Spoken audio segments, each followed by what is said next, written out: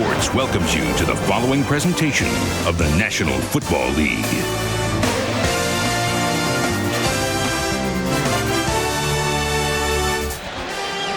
Sunny skies in Philadelphia, 69 degrees, a brisk wind blowing from the north. It will swirl around here at Veterans Stadium. Ray Rhodes and Norv Turner on the hot seat, both winless. The worst situation possible for them and their fans would be a tie, God forbid. The Eagles will receive. Kerry Blanchard will kick it off.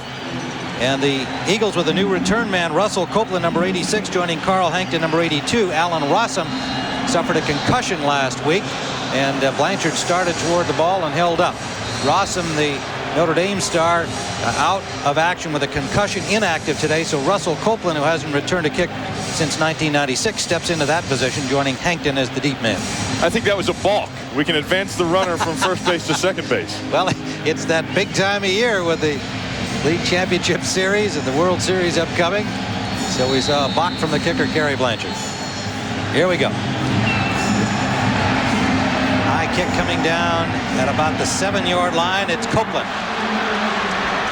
Copeland spins his way out to about the 24-yard line of the Eagles. Met there by Sean Barber, and the Eagles will start out with Rodney Peete back at quarterback, 14-7 as a starter here since coming over in 1995. Thomas, Mayberry, Everett, Beckles, and Cooper across the front. Deuce Staley will start, but we'll see lots of Charlie Garner today. Turner, an outstanding fullback. Fryer, Graham, the wide receivers, and Jason Dunn, 260-pound tight end. And Garner does get the start, despite what we were told just before the game that they would start Staley. Ray Rhodes told us that Garner would be the starter, and so he is, and they'll get him involved early. Garner gets to about 5, picks up about 5 on his first down to the 33-yard line. Harvey and Lang on the stop. Kinney, Stubblefield, and Wilkinson, much criticized front of the Washington Redskins. Smith, Marcus Patton, the linebackers with Ken Harvey and Derek Smith. Green, Richard, Leamont Evans, and Chris Dishman, the secondary. Marcus Patton, the leading tackler, the linebacker number 53. On second down, Pete's pass incomplete, intended for Irving Fryer. Tight coverage on him. And I think no matter what you do, when you start a game, you want to establish an identity. You want to establish who has the power. And they come out in the first play and they just run smash mouth ball and they lead the fullback. And the guys up front right there are what sets the tone, offensively and defensively. It makes no difference what team is on the field. You both want to establish whose territory is going to be today. Towns and Denton have come in defensively on this 3rd and 5. That was Darrell Green on the coverage of Fryer. Great veteran who certainly has to be a source of inspiration to these Redskins who have been struggling. That is complete out the right side. Well, it was knocked away with it. The ball was there for Freddie Solomon, but a big smack pried it loose. So the Eagles will have to punt, and once again, Darrell Green. Yeah, you talked about establishing your identity. Well, that's how you establish it right here, Bill. You go right through them, and Darrell Green, being a veteran, said that he had to get it done. And one of the leaders, and you're setting a tempo, you're setting a precedent of what it's going to be like the rest of the afternoon. Tom Hutton on to punt. Brian Mitchell, good return man for the Redskins. High arching punt at the 19, Mitchell. And a swarm of Eagles pulls him down at about the 27, led by Al Harris. 49-yard punt, an 8-yard return. Offensively for the Redskins in their first series, Trent Green, the former 3rd stringer, getting his 5th start. Badger, Trey Johnson, Raymer, Milstead, and Pordanish across the front. Terry Allen at running back, with Stephen Davis becoming the fullback today. Westbrook and Shepard the wide receivers. Jamie Asher a strong tight end. Stephen Davis normally a running back in the halfback position, the 3rd-year man for Auburn, starting for the injured Larry Bowie, gone for the season with a broken leg. Allen on first down. Gets about 4, met there by Bill Johnson. Defensively, Bill Johnson is joined by Hugh Douglas, Hollis Thomas, and Greg Jefferson. In their 4-3 alignment, William Thomas, James Willis, James Darling, the linebacking core. Bobby Taylor returns as a starter on the corner. Joining Troy Vincent there, Dawkins and Zordich are the safeties. Bobby Taylor coming off a scapula fracture. Okay, guys, easy. Terry Allen again. Not much running room for him on second down. And both teams are trying to do the same thing, and that's establish their territory. Now you look at this schematically and you say, well, Washington's defense is a 29th defense against the run, and Philadelphia isn't much better. They're 28. So there's an all-out battle early in the game to take control of the line of scrimmage. Who's going to claim their territory? And that's what you're seeing right now. The Philadelphia Eagles tried to do it on first and second down. The Washington Redskins tried to do it. Johnson didn't have a tackle last week against Denver, so he stops Terry Allen to force this third down. Green's pass is complete to Michael Westbrook, and a Redskin first down. To the 44-yard line of Washington. Bobby Taylor on the coverage. And right here, what you like is you want Trent Green to come out on a third down situation and have a short pass where he can have a high percentage of completing that pass, and that's what he was able to do right there. And Bobby Taylor getting his first start since the preseason. You know, early in the game, you're just getting used to that, and you're going to respect Michael Westbrook's speed. You're going to play off him a little bit to feel him out. Steven Alexander in at tight end. They go to Terry Allen. Allen gets a couple. Trent Green against Dallas last week, 13 of 29, 193 yards. Speaking with Trent Green yesterday, you get the feeling he said an interesting statement. He said there's 22 guys out there for the Redskins that are playing to win. He says, I'm playing to keep my job. He knows that this is a make or break situation for him. Because if he doesn't perform, if he doesn't pull them out of this, he could be out of not only this job, but any job in the future. Second and long. Caldwell is in. Willis is out in the linebacking position. And that is complete to Westbrook. And gets about 6, maybe 7 on the play. It'll leave 3rd and 3.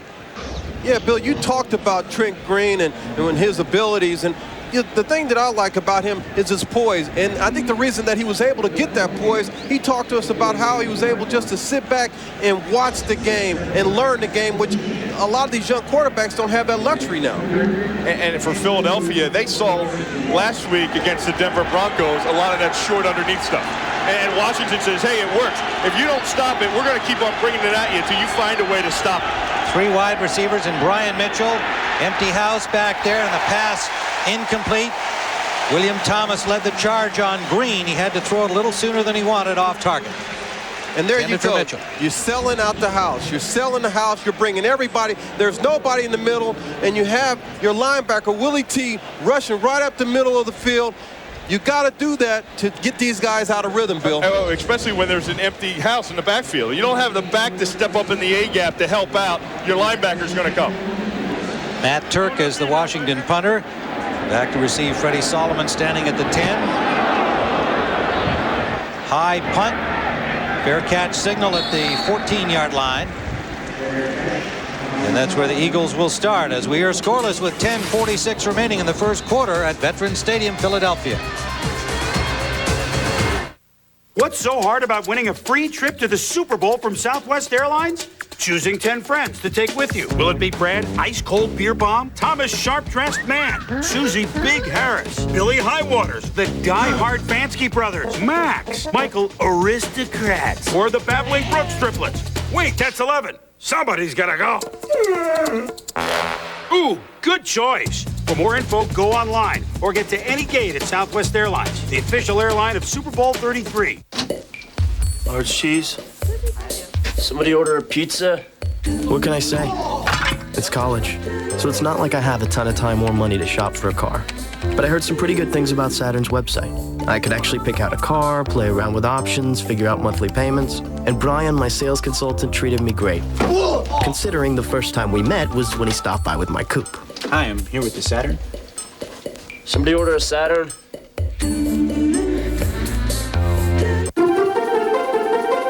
Send your customers 2-day packages with FedEx and we'll deliver, even on Saturdays, for an extra $10. Send your customers 2 to 3 day packages with priority mail and we'll deliver, even on Saturdays, at no extra charge. Send your customers 2-day packages with UPS and we'll deliver. But not on Saturdays. Sorry. So, what's your priority? Use Priority Mail from the U.S. Postal Service. Fox NFL Sundays, brought to you by Southwest Airlines, proud sponsor of the NFL and official airline of the Super Bowl.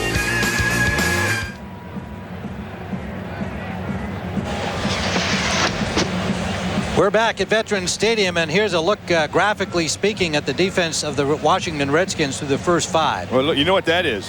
That right there, write it down, because it's a recipe for failure. If you want to fail, and you want to fail in defense, there's the recipe. I think you want to throw it in the deep fryer. That's right. 2 tight ends are in on first down for the Eagles from their 15.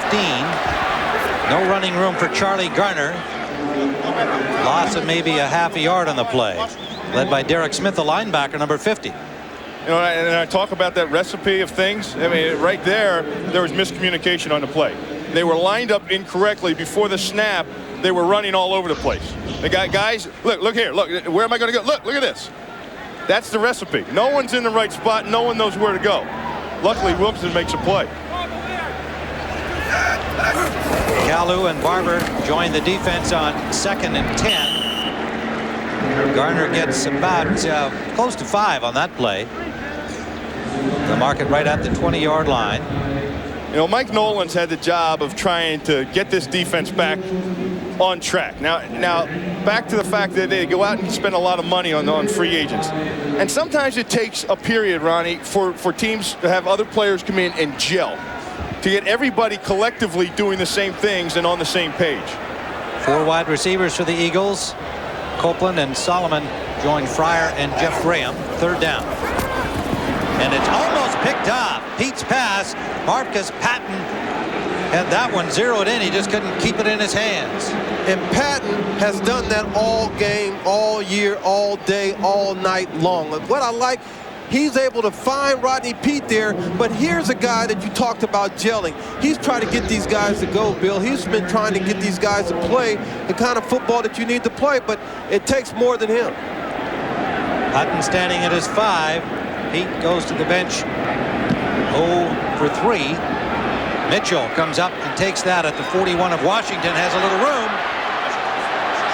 Mitchell gets to the 45-yard line of Philadelphia, where Al Wallace stops him. So the Redskins, 39-yard punt, 13-yard return. Good field position when we return. We weren't rich. We were poor. I just didn't know it. Well, my dad, we went alone, and he came home with this new car. I don't think he felt that he was treated fairly. And when I decided I wanted to go into the car business, I wanted to make him proud of me. Saturn was really an extension of my own personal values. We treat all of our customers the same. And that's the way it should be.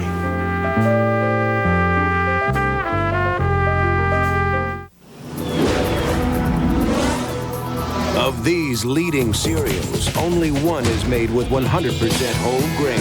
Only Wheaties. Whole grain makes the difference. And 100% whole grain makes it Wheaties. When someone prepares a nice supper, you don't want the effort ruined by uneven legs on a chair or table. Use this coaster to shim these hallmarks of poor craftsmanship. After that, dig in to show your appreciation. That's living the high life. A boy with an insatiable curiosity. Get out of here before I call the police. Call them if you want. I'm sure they'd love to meet you. A man with a dark secret. What'd you do during the war? To the whole world, I am a monster, and you have known about me. From the director of The Usual Suspects. Have you lost your mind? Comes a new lesson in terror. Stop it! Now we'll see what you're made of. Apt Pupil. Rated R. Opens everywhere October 23rd.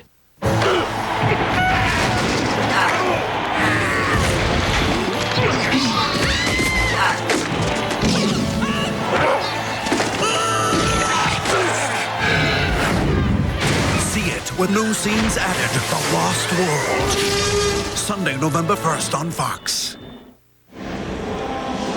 Well, you take a look right there, and that's just for today. You know, Washington starting at their own 42. That's something that they haven't been able to do. Normally, they've started and backed up, and they've got to drive the long field. Now, with the short field, North Turner's offense has to find a way to score points out of it. Starting this time from the 45-yard line of Philadelphia. Tight end in motion behind the ball. Short drop and whistles everywhere. False start. That is the preliminary signal. Prior to the slant, false start, number 80 of the offense, 5 yards, still first down. Steven Alexander, the second tight end, in on that play. Walt Coleman is our referee today, number 65. That's their second round draft choice, which is actually their first because of the draft choices they gave up. But it's those things like that that have really been the problem for Washington. Now they start off in a good situation. You saw there the coach is upset about it. You start in a good situation and then you take one step back. Allen and Davis, the running back pair. Shift to the eye. Trent Green's going to run it. And Green picks up about 8 yards on the play. Back to the 41-yard line of the Eagles. Check in on the 49er game. Let's go to James Brown. Tim, mindful of last week's spanking by Buffalo, San Francisco opening drive down the field. Steve Young, 37th birthday. What does he do? He throws himself a present to tight end Greg Clark. 7-0. 49ers over the Saints. Back to Tim, Bill, and Ronnie. Thanks, JB. There's a look at the standings, NFC West. You can see Atlanta still on the top with New Orleans and San Francisco. How long can that possibly last? The team's off to a good start. 2nd and 7 here at the 41. Green nearly stumbled and now falls down. Trent Green had 2 stumbles. The second one pitched him to the turf all the way back at the 45 of Washington. Well, you talk about an advantage there. I think the Eagle in the middle of the field was the advantage. Yeah, that's Hollis Thomas. Watch the push he gets here on Corey Raymond. Right up the center, pushes him back. Now Trent Green just trips on his own. That's not the Eagle Ronnie was talking about. He's talking about that one that's painted on the field. Right there. Well, you know something? There's a big difference about that, too. Anytime there's paint in the middle of the field, you know from playing on AstroTurf, that is real sticky. That's more sticky than the AstroTurf. If your turf shoe just brushes it, it'll trip you up. Man, what a secret weapon the Eagles pulled out here. A 12-yard loss on the sack, and timeout is taken by the Redskins. So a mix-up there, and you can see Norv Turner is hot about this situation. We'll be back at Veterans Stadium, scoreless. Due to circumstances beyond our control, tonight's game is canceled. Take your skates off, eh? What's up, Coach? The game's postponed. What? What do you mean? Some guy came in with a Wendy's spicy chicken sandwich. Oh, they're good. It was so hot, the ice melted. Again? Oh, for the love of Pete. Wendy's Spicy Chicken is a whole breast filet seasoned with Dave's own blend of pepper and spices. It's one hot sandwich. That's the second time this week, Dave. Sorry. Wendy's Spicy Chicken, when you're hot, you're hot. I'm sitting across from a person who's getting ready to write a large sum of money for an automobile, and I've purchased vehicles before, and I know exactly what they're going through. It can be nerve-wracking. The no hassle, no haggle price allows Saturn to be so much at ease with the customer and allows us to treat everyone so fair. It really doesn't matter whether you do a short-term lease, a long-term lease, short-term financing, long-term financing, or cash. Once you're in the Saturn family, you're in the Saturn family. I am going to see this person again. You see them at the supermarket, and you see them in a restaurant, so we want to make sure they are completely comfortable with the entire process. Professional builders, people who make a living with their tools, prefer to buy their tools at the Home Depot more than any other store in America. And whether it's the selection, the quality brands we offer, or our guaranteed commitment to the lowest prices, we think it's a pretty powerful argument for why you should shop here too. The Home Depot, where people who know their stuff buy their stuff. Hank's secret is out. You were born with a narrow urethra. And it can only mean one thing. Was I adopted? An all-new King of the Hill, 8/7 Central, Fox Tuesday. With the play clock running down, Trent Green saw something he didn't like, and the linebacking core of Philadelphia forced to take a timeout. He got an earful from Norv Turner when he hit the sideline. He's 2 of 3 in this game, but they started this series at the 45 of Philadelphia. Gone 8 yards back, where it's 3rd down now. Their own 46. Green, 5 years in the league. Getting his opportunities. Hit from behind. The ball is loose. It's picked up by the Eagles. Brandon Whiting returns it all the way down inside the 20-yard line. It is a fumble. 24-yard return by the big tackle. One of the problems for Washington, Norv will tell you, 3rd and real long. Watch Hugh Douglas. John Harris hits him on the backside. And the big rookie, Brandon Whiting, out of California, gets himself a 24-yard return. Defensive linemen love that. And it's marked at the 21-yard line of the Redskins. Actually, that was Al Wallace. Here's the charge of the Eagles here. They stay on the ground, first down. Charlie Garner, and the ball stripped from him, but play rule dead. Chris Dishman trying to take it right back the other way with a turnover, and he doesn't believe it's not his.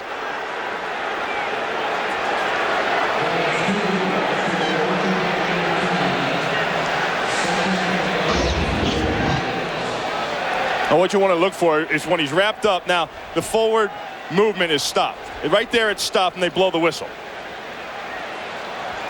You saw the takeaway, you say, well, he's not down. But when your forward progress is stopped and there's tacklers around you, they'll blow the play dead. Second down. 9. Pete gets some time. Now he has running room. Pete to the end zone. Touchdown.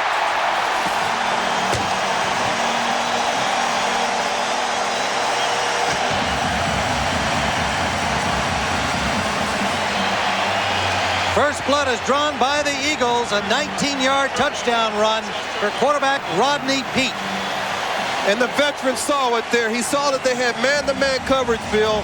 He saw that all the defensive backs and linebackers had their backs to him, saw the pocket come open, and ran it right up the middle. And once again, for the Washington Redskins, it's turnovers and then points off turnovers. Extra point is good. And so the Eagles open the scoring with 7:04 to go. In the first quarter, Rodney Pete for the score, 7-0.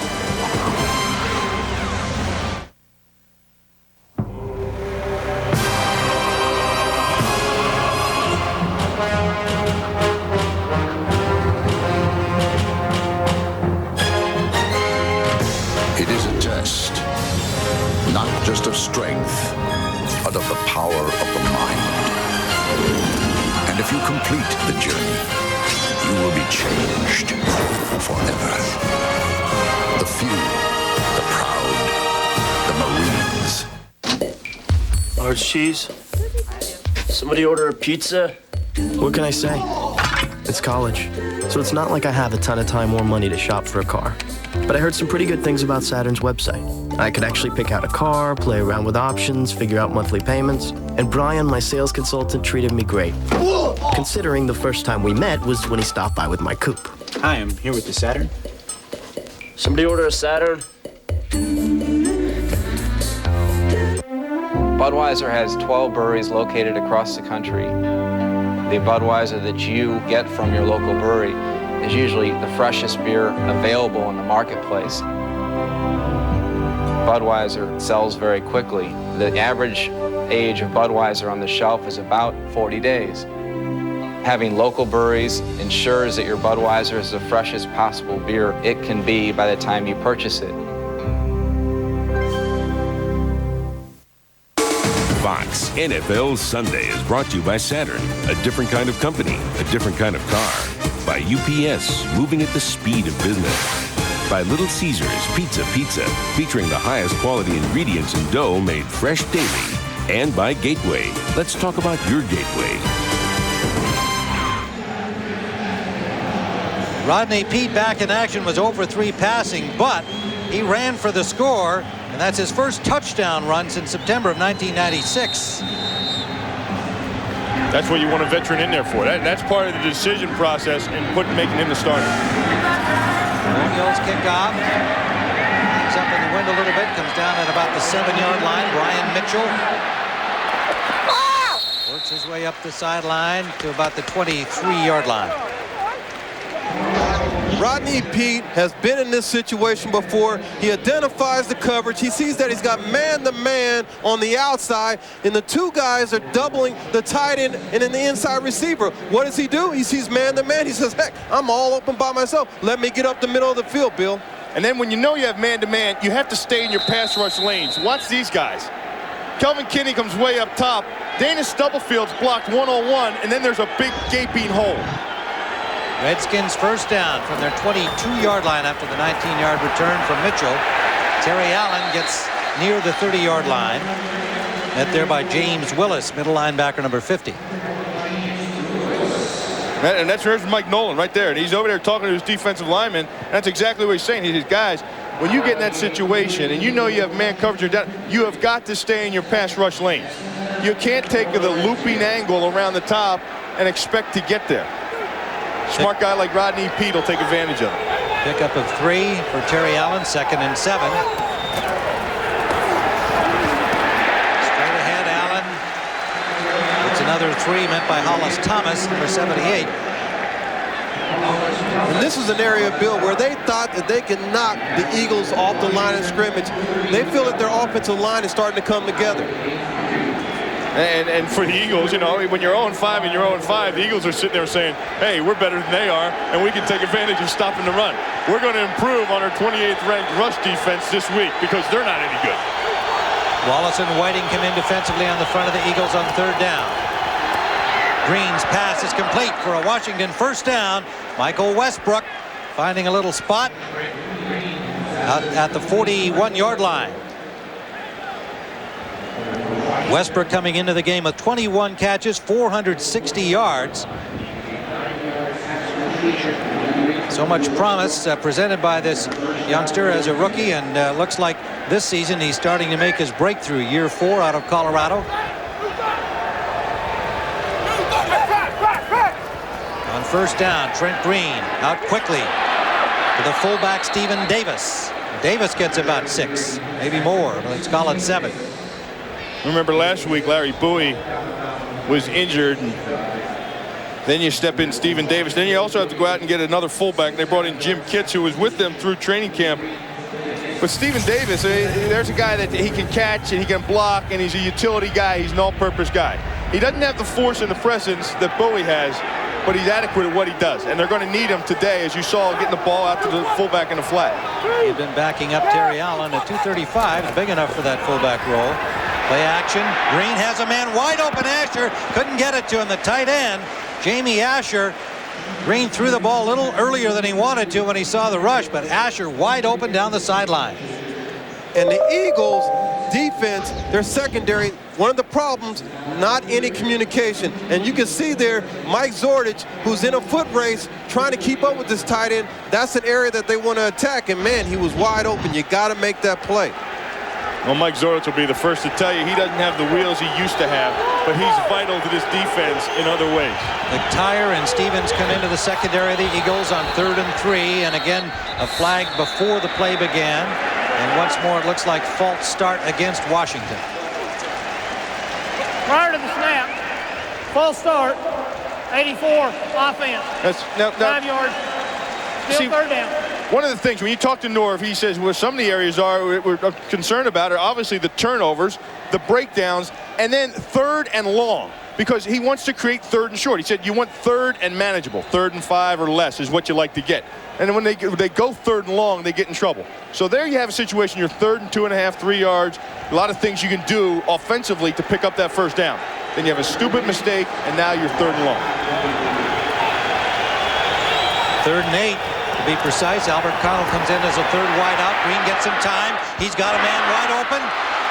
That is Connell. Connell gets to the 24-yard line before he's pulled down. Brian Dawkins made the tackle. 33-yard gain. What you're talking about here is when you're playing this defense, you have to have a pass rush up front. Yeah, you got to have a pass rush, Bill, and when you leave the zone open like that, which they were able to do there, you got to get your front four to put pressure on them. That time they chipped the guy on the end, the defensive tackle, and that's what allowed them to get some time there, Bill. Get the time. Zone favors an offense if you have protection. Redskins at the Philadelphia 24. Terry Allen away from one tackler. Running hard, gets down to about the 12-yard line. At the 17, pardon me. Terry Allen. John Harris and Mike Zordich combined to make the stop there, but he beat somebody in the backfield. Well, one of the things you're going to get a lot of different formations with Norv. Now watch Asher come into the picture here, 84. And he throws a block in there on Hugh Douglas. Is it enough just to freeze him at the line of scrimmage, to buy Allen some room to turn the corner? But that was the tight end coming from across the field to make that block. 2nd and 4. Terry Allen ran into his own man. Good job by the Eagles that time, piling up the traffic. Little if any gain. 7-0 Eagles lead. You know, Terry Allen, the key really for Washington is the success with him, because he's really their only big threat guy on the offense. He's the guy that can carry the load and do damage for you. They need to get him the ball more. They haven't been able to because they've gotten behind so much. And in the second half, Ronnie, you talked at the top about he's not getting it done in the second half because they're so far behind, they can't afford to just keep running the ball. Ryan Mitchell comes in on this 3rd down play, and they've got 3 wideouts as well. Connell coming in. Green gets protection, and he hits Brian Mitchell. Mitchell dives for the marker, and it looks like he's got a 1st down. The veteran running back, an excellent receiver, at 12 catches coming into this game. And that's a guy, when you think about it, hasn't really been in the mix enough for them on 3rd down. I asked Norm, said, how come he hasn't been there on 3rd down? He said, because of the 3rd and long situation. We've had to try to get big chunks of yardage. When they're 3rd and manageable, you can use Mitchell, and that's where he excels. And he did a great job of finding the zone, but also finding that 1st down marker, Bill. This is Terry Allen. Allen works his way in over the 10-yard line. Jim Kitts, the blocking back for him on that play, number 34, the 2nd-year man. You heard Bill Maas talk about him. He's from Ferrum University. Picked up on waivers from Minnesota, but he had played with him twice before. Here's the tight end, and then here's Kitts. And I told you, you're going to see a lot of different personnel groupings. You can get the 2 double block down with Jenkins and Alexander, and then you get the fullback lead. So when you play Washington, you just expect you're going to see every other play different personnel groupings. At times it was 2 tight ends, 2 fullbacks, and a receiver. And we've got the middle linebacker James Willis, number 50, we believe is the injured Eagles. No, it's not. We'll get another look at that and report it when we come back in a moment. Hey, what are you doing? I'm just watching some home movies. Oh, look at that little ball of dough. Is that you? You got a very good eye. That is me. And look over there, that's you. Remember this? Sauce made from vine-ripened tomatoes, 100% real mozzarella. That's beautiful pepperoni. This just brings back a lot of memories. I'm flooded. No, we grew up so fast. Are you crying? No, it's the onion. Really? I can see you tearing up. No. Get 2 Little Caesars pizzas featuring our authentic 1959 recipe and 3 toppings for just $10.99. Pizza. At Uniroyal, in order to make a point about our new nail guard tires, we added a few to our test track. Nail guard tires, designed to seal 90% of tread punctures, instantly and permanently. Only from Uniroyal. MetLife financial professionals believe the best way to discuss your financial future, including mutual funds, annuities, and insurance, is face-to-face. That's why we make house calls. Get Met. It pays. What a buy. Let's get to the airport and bring this beauty back to the gallery. Exactly. Uh-oh. And we didn't rent from Hertz? Not exactly. Look at our painting! And you don't have a covered return center like Hertz! Not exactly. Only Hertz has a covered return center to protect you and your belongings all the way to the terminal. Modern art? Not exactly. I'm Irving Frye of the Philadelphia Eagles. Through the United Way, we are building better communities for all of us. The NFL, the United Way, and you. The power of teamwork. Well, the injured player for the Eagles was Bill Johnson, so he takes a play off. Apparently all right. Brandon Whiting comes in to replace him on the front. Emmett Thomas. The old Chief, the old Kansas City Chief. My buddy. Kitts remains in at fullback. I said he was picked up on waivers from Minnesota. It was from Miami. And he is the lead back now for Terry Allen, who has the ball. Allen, nice move inside, gets close to the 5-yard line. That's going to leave 3rd and about a yard for a 1st down. 1:24 remaining in the 1st quarter. The Eagles on top by 7. Terry Allen, there's no secret to success. I want you to look.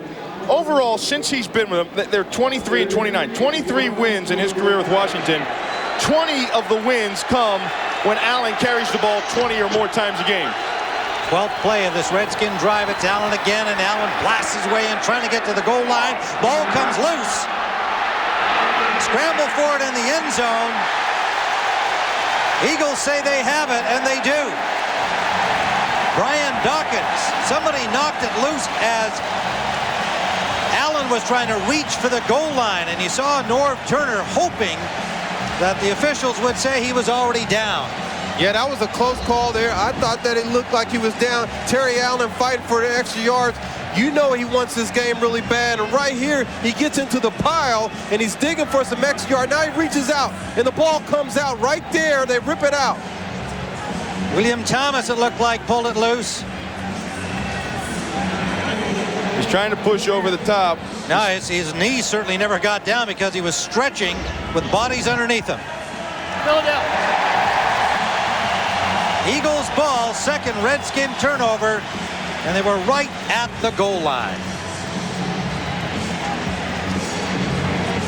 Second turnover, as we pointed out there, they are minus 11. That's the worst in the league in turnover ratio. North's saying he's down. He wasn't down, but his forward progress was stopped. Yeah, and it reminded me of what happened with down there. Yeah, with exactly. Chris Dishman. Chris Dishman took the ball on the Washington Redskins, was able to take the ball from Charlie Gardner. They blew that play dead. He wasn't down either, Bill. The Eagles have it at the 20-yard line, leading 7-0. Under a minute to go in the first quarter. Pete is sacked. Smith and Patton, the linebackers, 50 and 53, came right up the middle. A little kind of a gimmick play there on first down when Pete turned around after a spin. He was met by two linebackers. Yeah, and the reason he pulled it back down, he saw big 92 Jamal Duff right in front of him. They dropped him out of there to take away that zone. Double tight ends are in now. Jason Dunn, Kasim Cincino, rookie from Syracuse. Swing it out for Staley, Deuce Staley. Dropped at about the 20-yard line back near the original line of scrimmage. He might give him a yard over that. So it'll leave 3rd and 10. And for the Redskins defensively, they're coming out with some fire. Mike Nolan called that blitz on the first play, and then they came down. They were coming off the ball the second play as we just winded down the first quarter. But they've got to maintain that, and they've got to find a way to keep it throughout the rest of the game. They can't get down if something bad happens.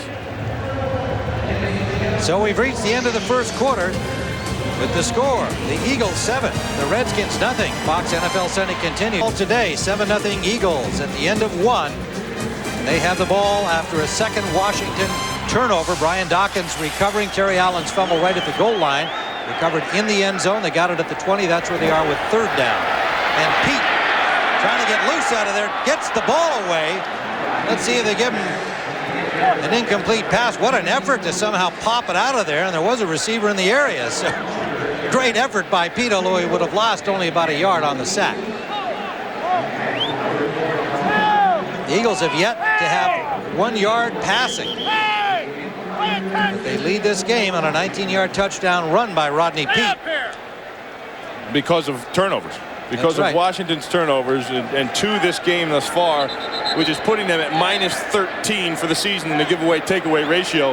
And you can't expect to win any kind of ball games doing that. And Billy, when you look at the field position that Washington's got, I mean, they talked about that being a problem, but so far they've gotten great field position. They've started on around their 40, and right here they'll have a chance to start around their 40, 50-yard line. Not only that, but the much maligned Washington defense, rightfully so, has now held Philadelphia to 3 and-outs. Forcing this punt again by Hutton. Ryan Mitchell waiting for it at the 35. He's got some room on this side. Ryan Mitchell all the way down. Talk about field position, Ronnie. Gets all the way down to the 37-yard line of the Eagles. Yeah, Tim, and I think a lot of that is up to Brian Mitchell, but what you like there is the blocking. I mean, that's something that you get in special teams. You get great blocking, and Brian Mitchell was able to set up his blockers there. He took it upfield and broke out to the outside, but Mitchell is taking advantage of this Philadelphia special teams. We talked about it early on. Yeah, they've improved, but man, Bill, it's tough on these guys because they know that they got to win special teams to win this game. 45-yard punt and a 26-yard return by Mitchell. See what Trent Green and company can do with it here. Play action fake. Pass is complete. Westbrook trying to spin away from traffic. Picks up about 6. William Thomas and Darling hold on to him. Right now for an NFL update, let's go to James Brown. The Carolina Panthers responded positively with Steve Berline at the helm. Take a look at Steve. Pump fakes, gets rid of one safety, finds Rocket Ismail with the slower Darren Woodson on him. 7-3, Carolina. Take it back to Tim, Bill, and Ronnie. Another veteran quarterback showing how it's done in this age of zone blitzes. These two with heart. Yeah, and with heart. It's done. Yep. These two coaches hoping for some of that here. Allen, nowhere to go. Some heart shown by the front. Hollis Thomas, number 78. Hey, Bill, I guess I hit a nerve there. With what, heart? Heart. Well, you guy benches himself, says that my heart's not in it. Man. Hollis Thomas is playing with some heart. You're talking about heart and playing and trying to battle back. And Ronnie, you talked about balling up your fist and fighting. Now, Hollis Thomas is playing that way today. 0-5, Bill. That's all you can do. That's all you can do, Bill. Well, the thing about it is, if you don't make it here, it's not like you can go to another team because you are the worst. Redskins are 5 of 7 on third down so far. Green rolling this time. Threw it into traffic, and it's incomplete. 3 Eagles converging on Albert Connell, the intended receiver.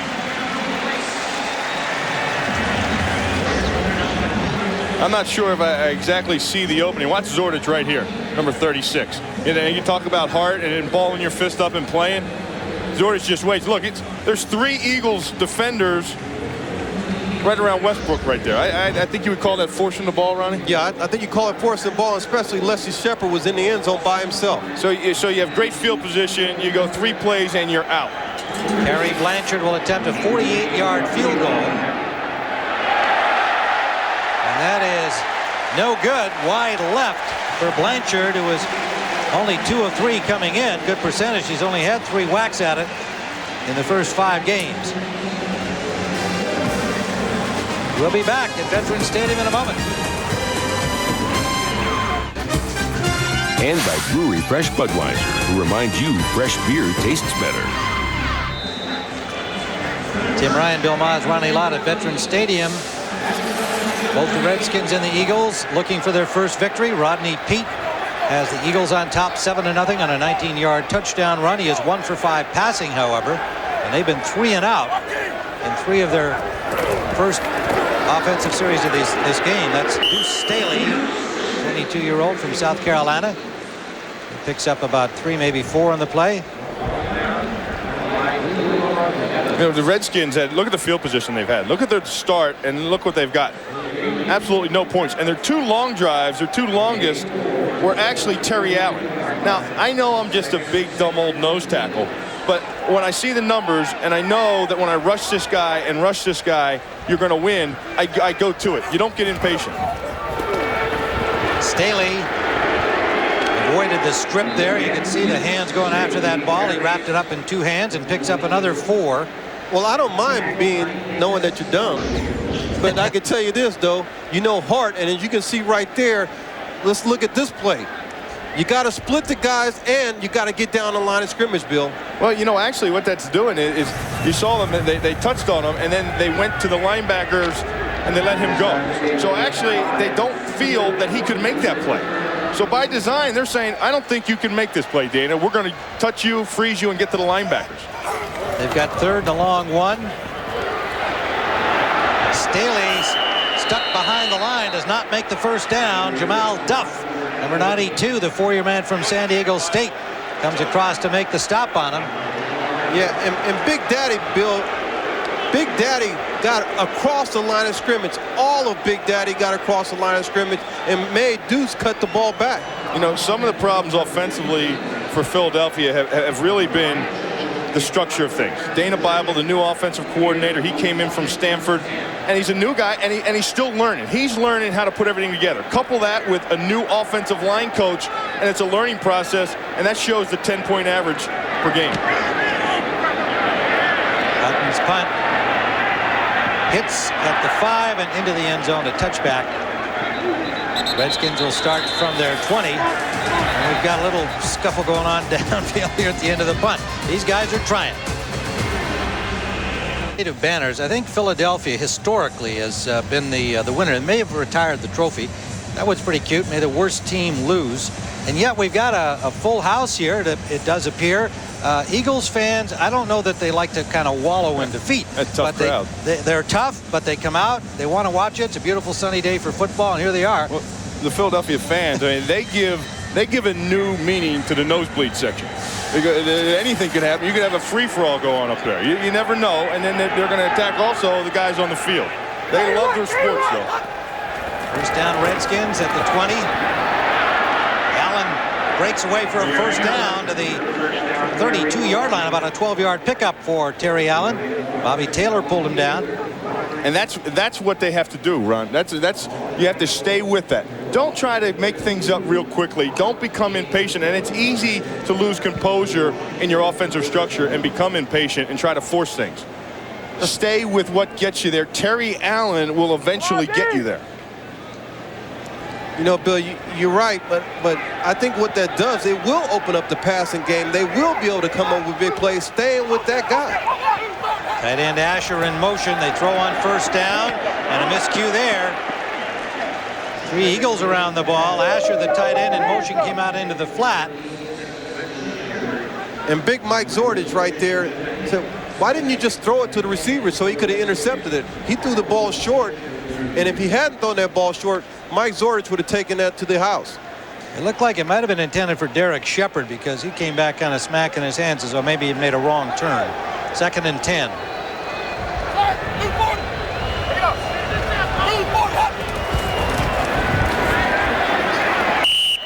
Out to the 35-yard line goes Terry Allen. Terry Allen's one of those backs, Bill, that he loves carrying the football. He wants to carry it. He gets better as the game goes on. They need to use him to get into those 3rd and short situations. And like you talked about, it opens up the passing game. And by opening up the passing game and running on a consistent basis, what inevitably it does later on in the game is it wears down a defense. It's not going to wear you down in the 1st quarter or 2nd quarter, but late in the 3rd quarter and 4th quarter, it'll get you. And the shotgun, the ball bobbled, and then the whistle blows. Whether they got the playoff on time or not, Hugh Douglas was leading a charge. But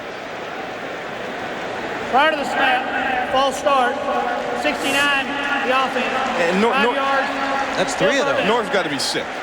You know, a lot of people wanted to criticize Norv, and he doesn't even have a chance to run his offense when you're having things like this happen right here. And you're not sure if that is from trying too hard or just not concentrating.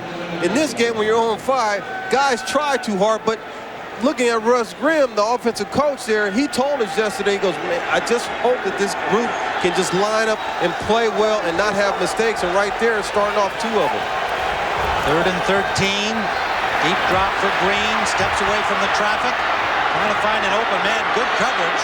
He starts to run it. He gets down at the 36-yard line. I haven't seen a scramble look that bad since Joe Theismann. That was one of the ugliest looking scrambles I've ever seen. Well, I think he was a little better runner than Trent Green, though. Look downfield. Yeah, I think he was a lot better than Trent Green, but Trent Green, in that situation, Bill, you know, he's sitting there saying, well, I got to survive, and I'm not going to throw the ball away, and I'm not going to throw a pick. I'm going to take this, and I'm going to try to protect the football. Punting situation. Turk's punt.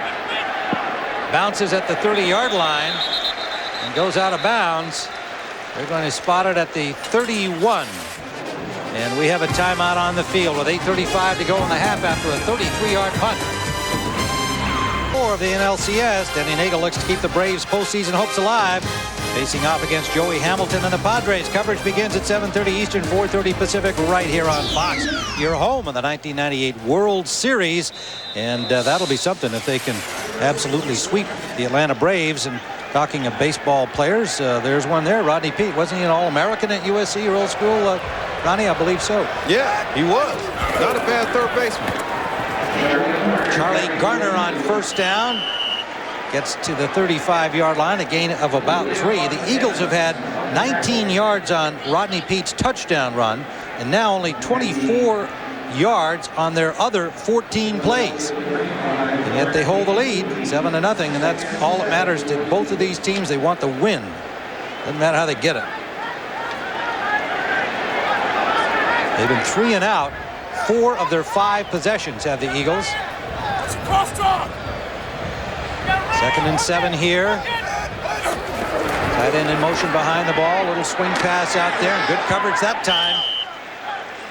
Richard coming up to hit Garner before he can go anywhere. There'll be a loss of a yard. Right now for another NFL update, let's go to James Brown. Tim, Bill, and Ronnie. Steve Berline, 10 for 10, 133 yards, 2 touchdowns, both of them to this guy, Rocket Ismail, who gets by an over-pursuing Kevin Smith. Score 14-3, Carolina over Dallas in the second. Tim, Bill, and Ronnie. So it looks like right now that these two teams we're seeing here today are playing for the worst team in the NFL. That's true. That's right, assuming Carolina continues the way they're going. Pete gets some time, up the middle, picked off. That is Evans, Leamon Evans. And the Redskins get one back and have excellent field position again. 15-yard return for Leamon Evans. And the Boo Birds are out for the Eagles. No surprise. See what the Redskins can do here from the Philadelphia 32-yard line. Leamon Evans, the strong safety. Last week they had Darryl Pounds playing free safety and Stanley Richards playing strong safety. This week they said, look, Stanley, you go back to your position and we'll live with Leamon Evans. That's why you live with him, because he's comfortable in that position. Did an excellent job stepping up in front, making the interception. Green play action. Forced out of bounds at the 35-yard line. Good pursuit by the Eagles on the rush.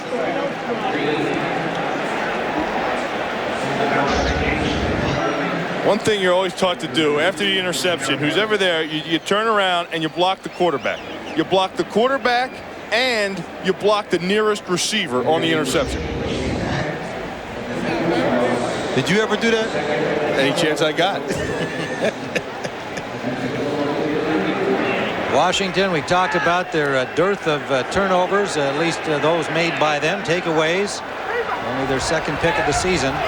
Second and 12. Green again with time. That one intended for Allen, off the mark. Allen out of the backfield. Green couldn't put it on him. You know, the one thing I'm seeing thus far early on in the game here, Ronnie, is this game is actually living up to its billing. Because what I'm seeing is I'm seeing a lot of effort by individuals at times, but I'm seeing from both teams a lot of mistakes. That time it was Trent Green throwing the ball. It was an erratic throw, not an accurate throw. And it seems like every individual, both on Philadelphia and Washington, has taken their turns at making their blunders. Albert Connell is in to make it 3 wides for Washington. Shepard in motion behind the ball. And again, flags fly. You're right, Bill. False start. That'll make 4. 82. 82. Prior to the snap, false start, 82 of the offense, 5 yards. Well, they've been spreading that guilt around with the false starts. They've had 4 different culprits. 4 penalties, 20 yards, all of them false starts. Eagles haven't picked up a penalty. Backs him up to the 39-yard line. 3rd and 17. Westbrook comes to the right, Shepard to the left.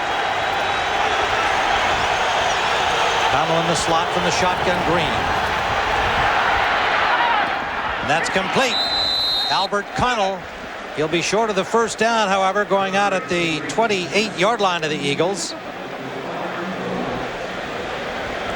That should bring on the field goal unit. Gary Blanchard comes on. And if you hit 3 here, good. But if you don't have the penalty, you run that same play, it's a first down, and you're looking at another 3-4 shots to get it into the end zone. It's a lot of ifs there, Bill, and that's what's been happening for this team. Ifs throughout the 5 games that they played. Ifs, ifs, ifs. 46-yard attempt. Blanchard missed on his first one. Gets that one. And so the Redskins have closed to within 4. And if a pig had wings, it would be an eagle.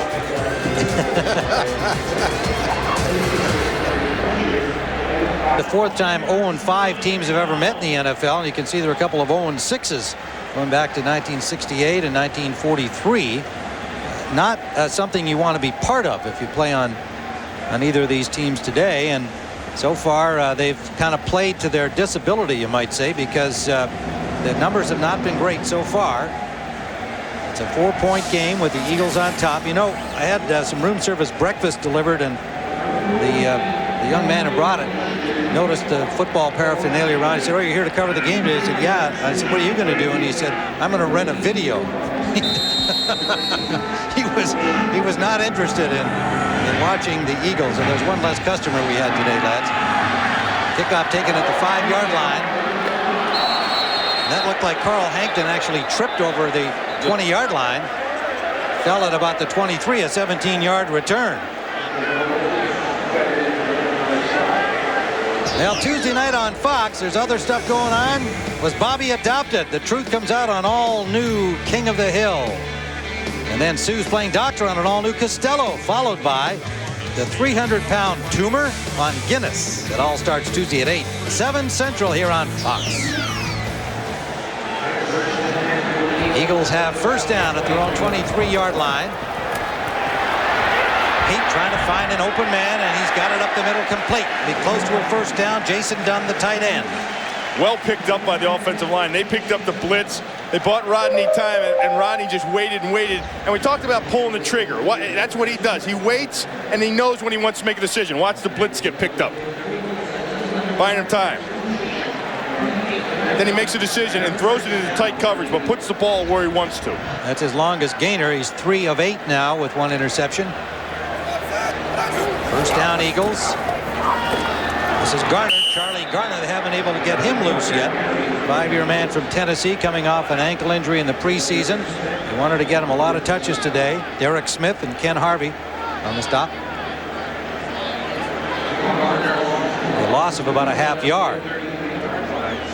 Garner, the speedster, 87 yards rushing in spot duty through the first 5 games. And Dana Bible. And the one thing I notice about this offense, different from John Gruden's offense, is there's not much motion. John Gruden used to bring personnel groupings in and motion everybody everywhere.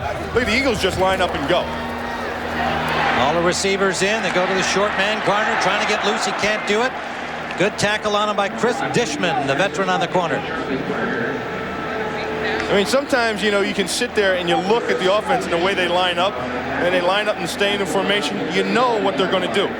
If they only come out and they give you like I right with a fullback to the strong side, tight end side, you know they're going to run the ball to the right side. I mean, the guy up in the top deck can see that.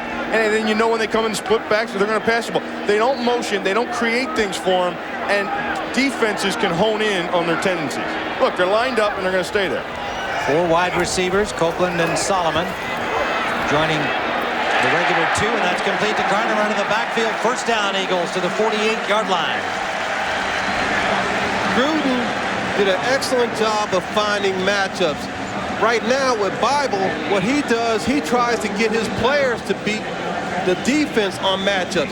Sometimes you got to have a coach that can create matchups for you so you can be successful. That's what you're talking about there, and that's what John Gruden brought to the table. Now, Dana's got to learn how to do that, Bill. Well, he also, one of the biggest things is he had to learn the protection. He said defenses are blitzing him so much, we got to find a way to protect. Staley. Deuce, deuce. The crowd starts to holler for him, and he picks up about 5 into Redskin territory at the 49. The Eagles up front are pretty good. And that guy right there, youngster right there, Trey Thomas, He's playing the left tackle position, which is the hardest position on the offensive line to play. And then you have a rookie. And on the other side, you have Cooper, Richard Cooper, who they acquired from New Orleans a couple years back. He was out all of last year. But Thomas is a stalwart. He's going to be the good for a long time. Rodney Peete has got his man out of the backfield. That's Kevin Turner, the fullback. Nice catch by Turner to hold on. And he gets to the 46-yard line of Washington. It'll leave third and a long 2. Yeah, Kevin Turner, that's the reason he wanted to come here when he came from New England. He wanted to catch the ball, but with Ricky Waters turned him into a lead back, but they have to use him in the flat. That's where this guy can be effective with this football team, is catching the ball out of the backfield. Well, that's what they originally brought him here for. He was a fullback that caught the ball in New England, and when you bring in the West Coast offense, John Gruden, that's one of the first free agents they signed. They said they need a fullback that can catch out of the backfield. We've reached the 2-minute warning here, first half at Veterans Stadium, Philadelphia, and the Eagles on top. On Halloween time, you know, the spiders start coming out, and then Veterans Stadium's haunted. You can't get a win. Look at the spider right here. Look on the lens. He's on the camera lens. And look, he's going. He starts at the goal line. Let's see how far he gets. He's rushing. He just found out he was on camera. He froze. He's camera shy there. Thought he might pick up a few yards. Might be the biggest yard gainer here today. Rodney Peete 404 on this drive for 29 yards. Now 6 of 11 for the game. Third and a long 2. And that's complete for a first down to Graham. Jeff Graham gets to the Washington 38-yard line.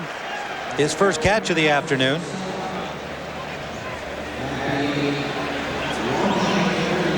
You look at the scoring department for Philadelphia. You know, the column where they have scoring and their stats, and you look, and there's only 3 guys that have made it. That's Staley, Garner, and the kicker, Bonio. Eagles have had it for over 4 minutes now, the longest drive of the game. That's complete. Good catch by Irving Fryer. Well, you see the decision-making in Rodney Peete?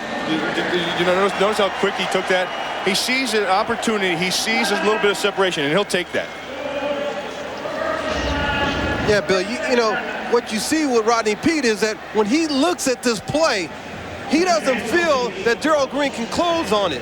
That's what you like in a quarterback. Believe that you can stick it in there, complete the play, and that's something Bobby Hoying will learn. Right there, Bobby Hoying might have just brought it back a little bit because of how Darrell Green can close, and maybe thought he couldn't get it in there, where Rodney Peete knows that I can get that ball in there.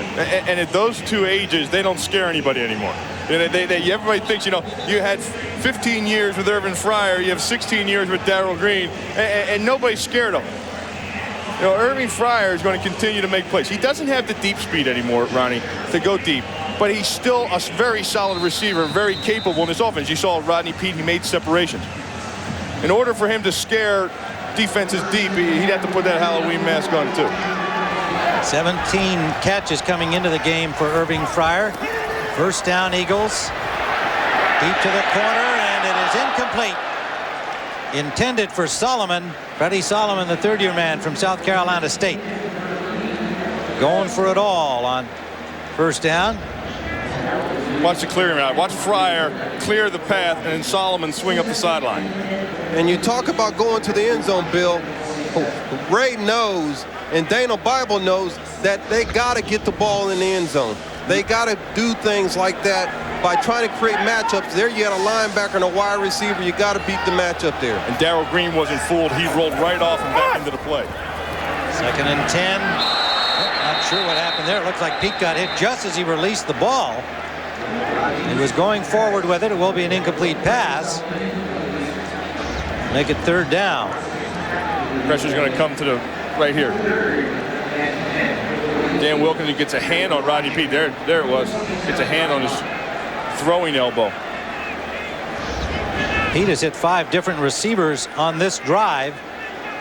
That didn't look like he had one there to throw to, and then the ball didn't go anywhere anyway. Third down. 1:13 to go in the half. Peete escapes that rush. It's tipped and incomplete. Stubblefield. They got a hand on it. You got to make those plays. When you run those stunts up front and you have that loop and you're open, and Dookie Kalo has to make the play. Number 72, watch him loop inside here. It's open. He's past Ian Beckles. Now you got to keep your feet and make the play. That's Copeland trying to dive and make the grab. Couldn't do it. Field goal try for Chris Boniol, a 44-yard attempt. Good foot. And he's got it. The Eagles open a 10-3 lead with 1:02 still to play here in the first half. Still the scoring, still the same guys. Staley, Gardner, and Boniol. But right now, that doesn't matter. You don't care if you get the ball to the tight end or to the wide receivers in the end zone, just as long as you're putting points up. Because the only thing that matters in this game is a win. That's it. That's the bottom line for these two teams. And for Philadelphia, they're staying with it. It's nothing pretty, but they're staying with it. Yeah, Billy, it's nothing pretty there, but what about the second half? I mean, it's a minute to go in this quarter right here, and they have to think that right now, especially the way the Redskins have played in the second half, that they got to be feeling pretty good about themselves. Well, they took 4:54 off the clock too, which helps their cause. And don't call me Billy anymore, Ronnie. I won't call you Billy My anymore. mom's the only one that calls me Billy. I won't call you Billy anymore. I promise. You're a lot bigger than me, Bill. Well, meanwhile, they call him JB, Terry, Howie, and Chris. And scores and highlights are coming up on the Visa halftime report with those guys. Our Fox Sports ticker will have up to the second stats. That's all coming up on the Visa halftime report. We've got 1:02 to play here at Veterans Stadium in Philadelphia. 10-3 the score now. Eagles on top, 50 yards in 12 plays. A 44-yard field goal for Boniol, his longest of the season. Mitchell and Davis are the deep men. Mitchell takes it 2 yards deep, thinks about it, and then decides not to bring it out. Washington will start from their 20-yard line. And now Trent Green. I think somebody, one of you guys said he was really playing just to keep his job earlier in our telecast. Of course, taking over from Gus Frerotte. Trent Green, almost a career third stringer. His 5th year in the NFL. He played 5 games up in the Canadian League. But he's getting quite an opportunity here. You know what's interesting with that is that Gus Frerotte was supposed to be the quarterback of the future. And they thought that he was going to be the guy that would lead him, take him to the next level. They gave him a big contract. And they benched that guy for a guy they know is not going to be the future. That's complete to Mitchell. Mitchell gets about 7.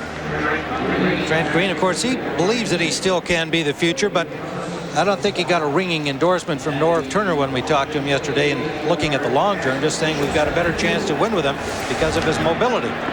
This is Asher, the tight end. He's got a first down at the 31-yard line before being driven back.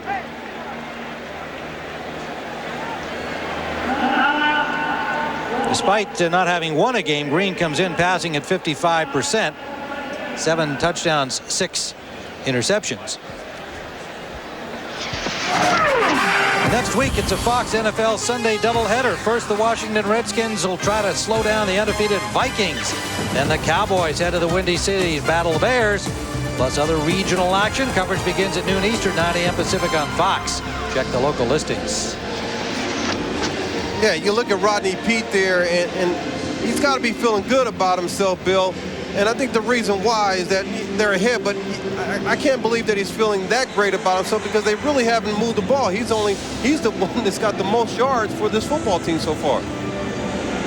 We talked to him and he said, hey, you're coming into this game, you're 0-5, and they say, okay, you got the green light. And he says, yeah, I love those odds. Green on first down. Steps away from the rush, up the sideline. That's complete. Was he inbounds? It looks like yes. First down, Redskins. Michael Westbrook coming back to the ball very well. 14-yard gain and a first down. Well, Westbrook, as a wide receiver, you're fighting, you're trying to stay alive, but what I like about Westbrook this year is that you're seeing him finish plays, you're seeing him maturing. I had a chance to talk to him before the game, and we were talking a little bit about Randy Moss. He said, man, I see that kid. I believe in that. I have the same talents. I want to see if I can do the same thing. And it's nice to hear that from a kid who's probably gone through some tough times early on in his career. Green is sacked to the 35 by Al Wallace. First-year man for Maryland, picked up from Jacksonville. Big sack. That's his second one today. He had the big one that caused that fumble earlier. Al Wallace, he's bringing the heat. It's a three-man rush up front. Here comes Al Wallace to the right. He goes over Sharpwood Anish. And he goes right by him. Shar's actually been struggling this year at pass pro. 2nd and 20.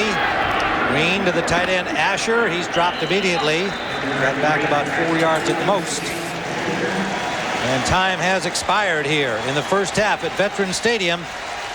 With the score, Philadelphia Eagles taking a 7-point lead into the locker room, 10-3 at halftime. JB, Terry, Howie, and Chris will be along with all the scores and highlights from around the league with a Visa halftime report. After these words and a message from your local Fox station. Much more than they're doing to protect them, but the injuries are because of everybody's blitzing. Defenses are blitzing on first, second, third down. They're on unconventional blitz downs. They're coming after them because they have to, and they're coming right up the middle, Ronnie, because they've got to get to the quarterback. The quarterback's throwing the ball on 3-step drops. The only way to combat it is to come after him all the time. Any sympathy over here? No sympathy at all, but I think what Bill said is true. I mean, you have defensive coordinators this year that are just gambling on every down, not just third down, and when you gamble on every down, you're going to hit the quarterback.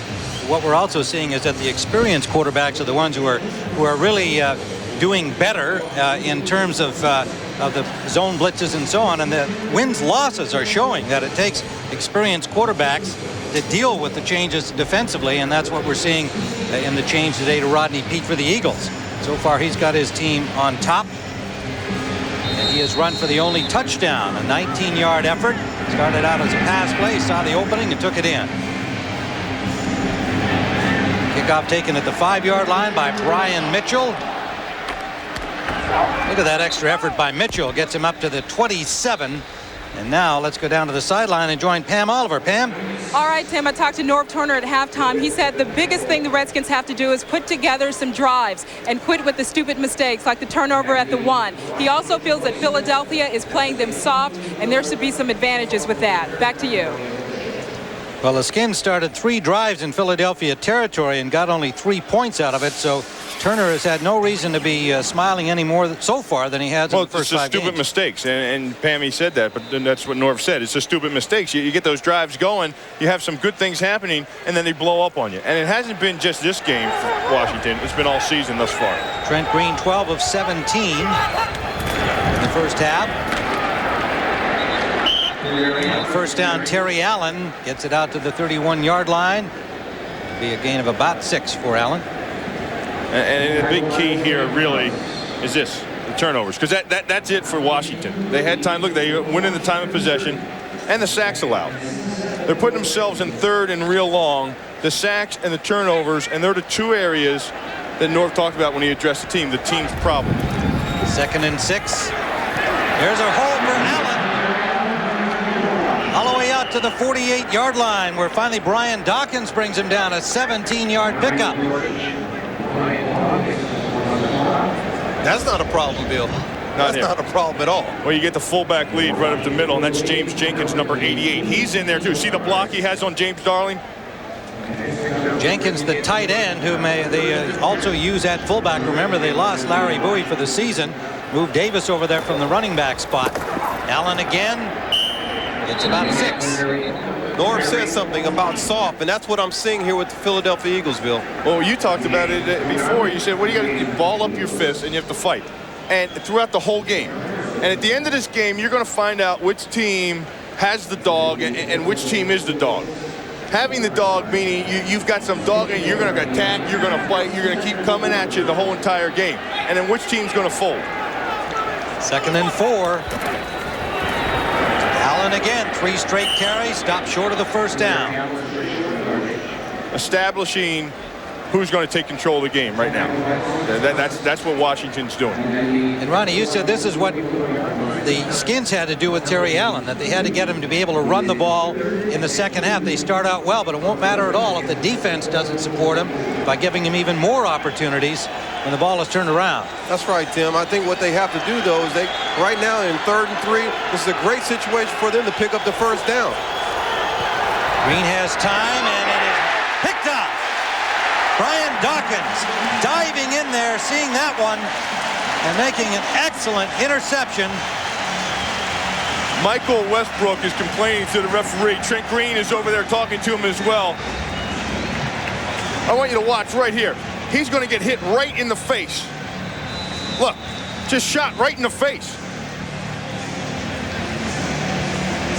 So the Eagles have the ball again, and they hold the lead here in the 3rd.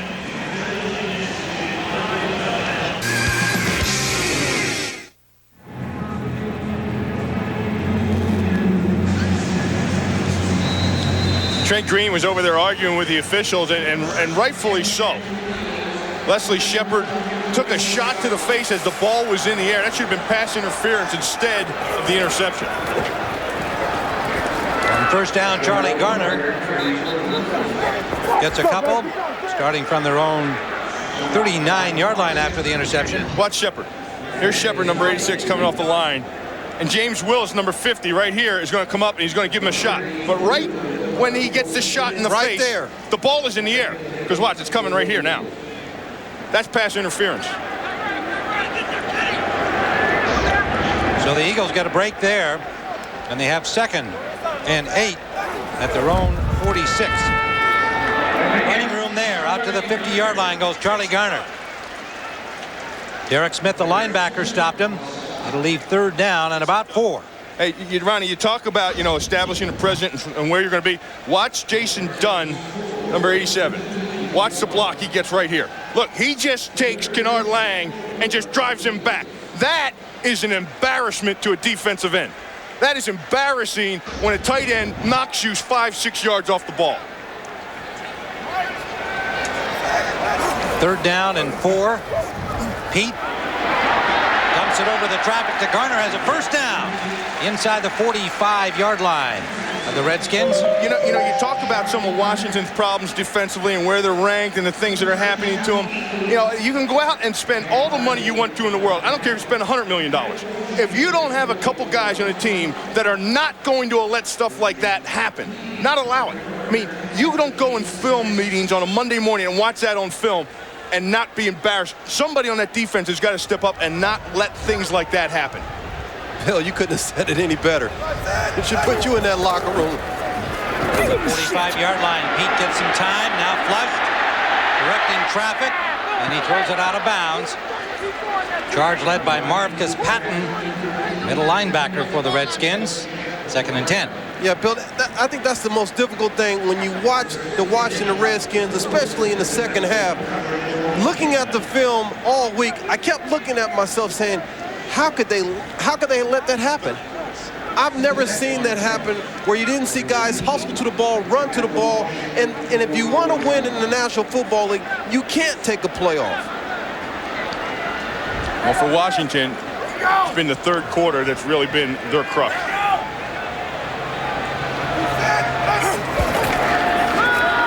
The fullback Turner. 3 Redskins move to the ball that time and hold him to a gain of about a yard.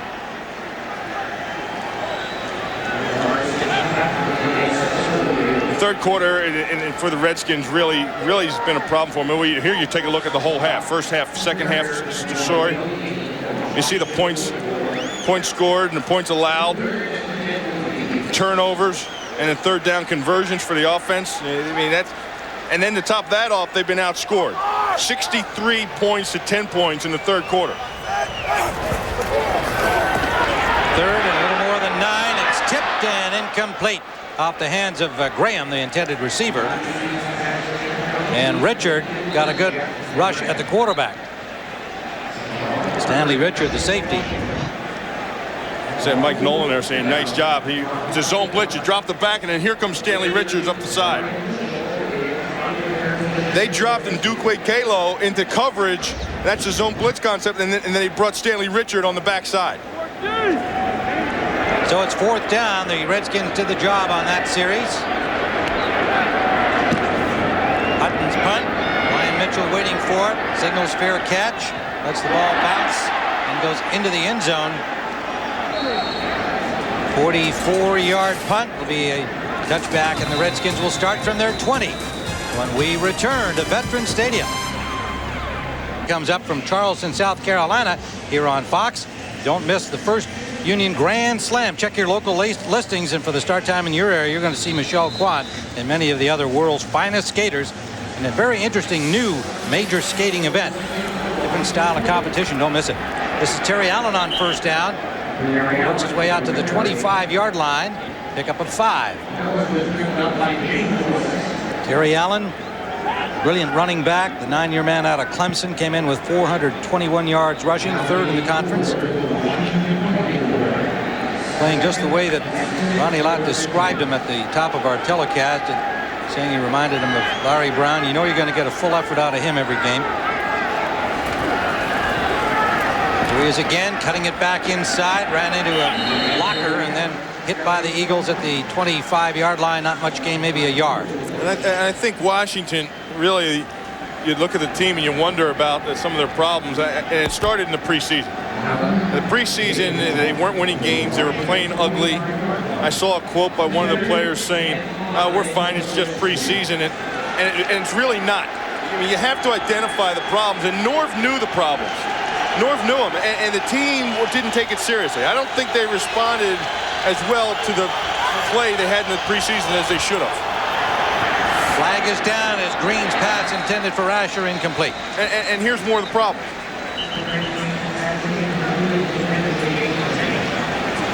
This time it's against the Eagles.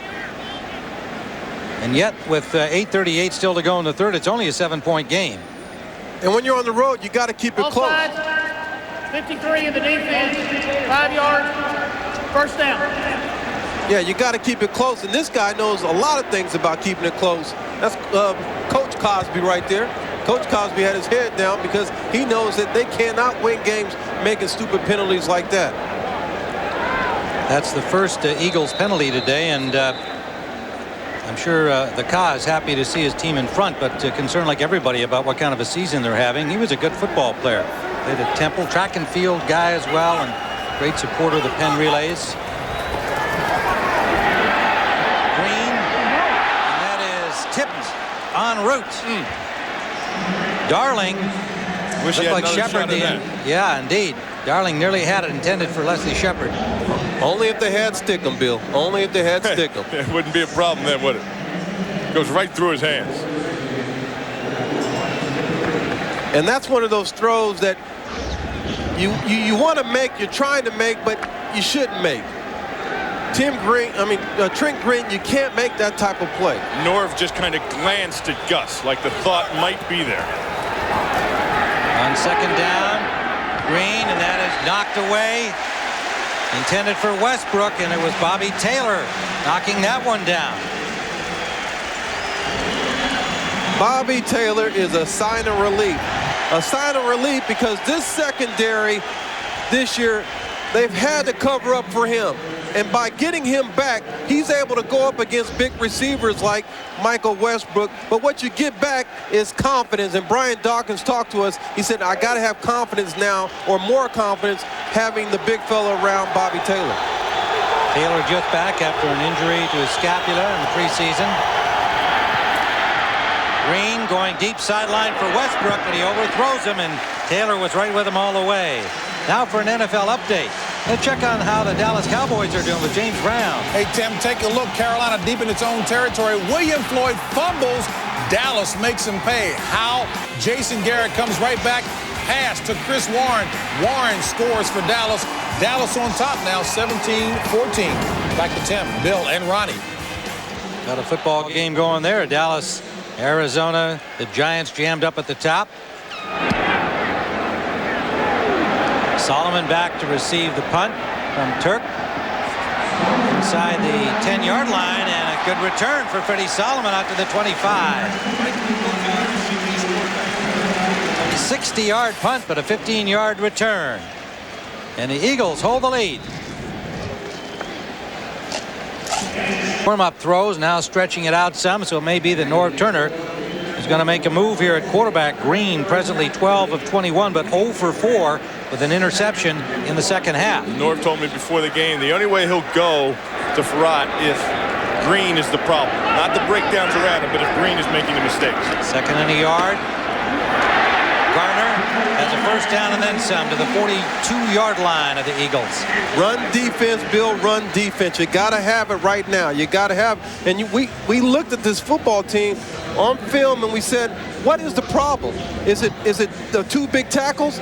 No, it's everybody. Run defense means everybody's got to get to the football. And they want to attack the perimeters. That's the weakness.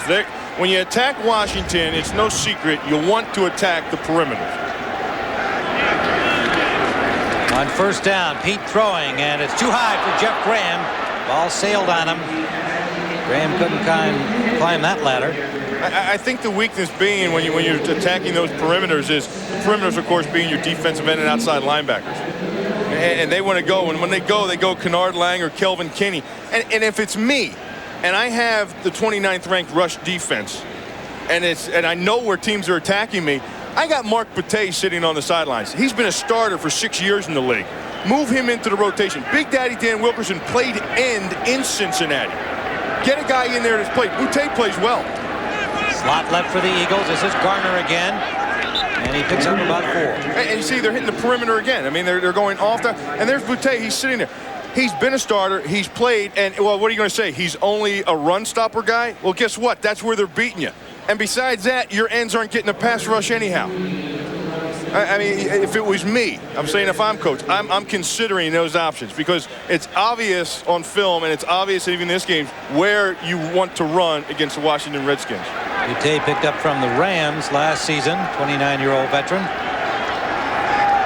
3rd down and 6. He just gets it away, and his arm was grabbed again as he released the ball, so the Eagles will have to punt. That was a good rush by Stubby. Yeah, that was a good rush by Stubby. Dana Stubblefield came out of his stance, and he swatted the arms. He swatted the hands down. When you watch him right here. Comes right over the top. Watch him bat the hands down. Bang! Hands are down, he's by him. That's what you want to do to the offensive lineman. That was Mayberry, and as soon as you stop their hands, smack their hands down, their feet freeze. Without their hands, their feet automatically stand in cement. Rodney Peete now 2 of his last 9. That won't get it done. Hutton's punt, but a flag thrown at the punter. See what happens there as Mitchell brings it right back up the field, still going. He gets to about the 37-yard line, but a flag back just as Sutton released the ball from his foot. A 37-yard punt. And it looks like it's going to be a face mask call as they put the charge on him that will go against the Eagles. Somebody grabbing one of the on-rushing Redskins.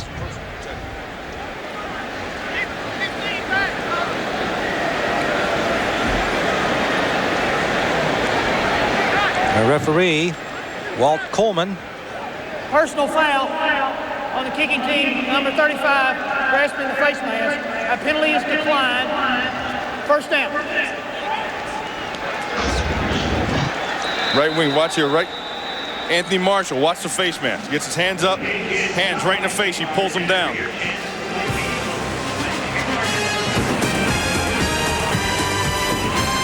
Sunday is brought to you by Southwest Airlines, proud sponsor of the NFL and official airline of the Super Bowl. By Audi and the dashing and daringly beautiful A6. By Texaco, a world of energy. And by IBM. Are you ready for e-business? So pleasant for this young man. Trent Green, a former 3rd stringer, has just been given the hook. And Gus Farrat is in action at quarterback for the first time since week 1. And he connects on first down to Leslie Shepard for another first down into Philadelphia territory, a 15-yard gain. So you hit it on the head. You said we're in Philadelphia, and Ronnie talked about the city of brotherly love. And I think for Norv Turner, there's no brotherly love with his quarterback situation. I think he doesn't have much love for Farrat. for Trent Green after nearly throwing those 2 interceptions and not playing particularly well today. And then also the same situation for his third-string guy, Jeff Hostetler. Hostetler now an injured reserve, and they've got Casey Weldon in that spot, picked up as a free agent. And that's 2 for 2. That's Asher with running room. And Asher gets inside the 30 to the 28-yard line of the Eagles, where Dawkins and Zordich get him. 21-yard gain. And you're looking for a spark, any kind of spark. Here's Asher, number 84. Watch him get behind the linebacker, James Willis, then drifting behind him, because he is now behind the linebacker. And once you're behind the linebacker, you know where he is, so you can drift away from the linebacker, and Gus found him. Carrata had only 12 passes coming into this game. He was given the hook in game 1 against the Giants, a losing cause after 2 interceptions. That one off the mark, a little too high for the intended receiver, Leslie Shepard. So 2nd and 10. Yeah, Bill, I'm sitting here and I'm thinking about Trent Green, and I know that he wanted this opportunity to show that he could belong and be the starter of this football team. But now going to Gus Frerotte, I mean, I'm not sure what his thoughts are coming in at this time.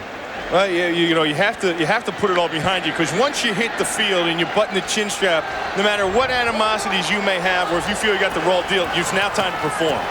Terry Allen lasts for about 4 or 5.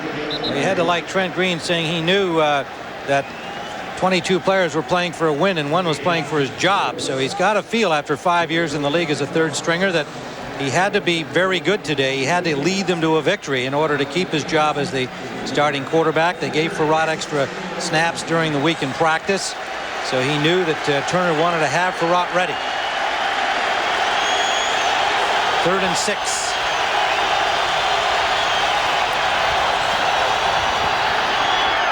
Incomplete.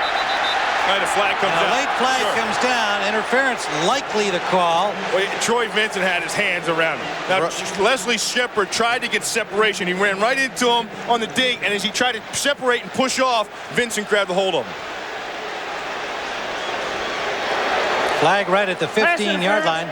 Number 23, defense, automatic first down. Defensive backs, use your feet, not your hands, and right there he used his hands. You got to use your feet to play that play. That's a tough play, but what you got to do is you got to use your feet, not your hands. If you use your feet and keep them alive, you're able to then drive back and make the play. That time he grabbed. Washington finds their way somehow under Frerotte in this series, getting inside the red zone. What they need now is points off the red zone. Ball spotted at the 14. Play action pass intended for Asher, the tight end, too far.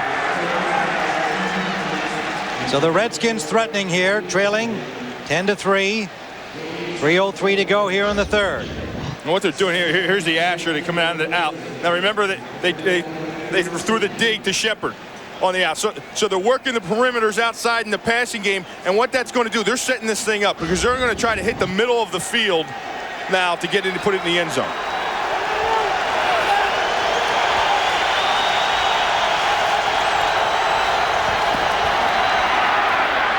Tight end again, Asher. Got down to about the 11-yard line for about a 4-yard gain where Willis, the linebacker, wrapped him up. And that's exactly what they did. They came back to the middle. The outside was contained. Everybody was matched up out there. They came back to the middle with Asher, but Willis is right there all over him. You're not a bad offensive coordinator there, Bill. Not a bad offensive coordinator there. If I can figure it out, then they've got problems. Stevens and McTire into the secondary on this nickel situation. Crowd getting into it now.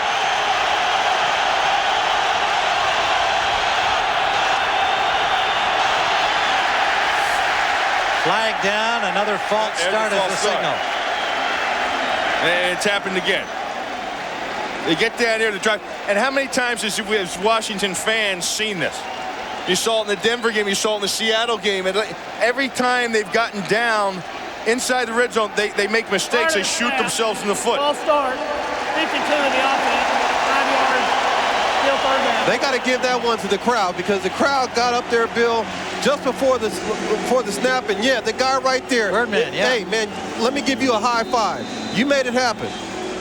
The Birdman of Veteran Stadium. Yeah, he did it because he got the center. Corey Raymer was the man charged. He's sitting pretty close to the edge. I hope he doesn't try to fly.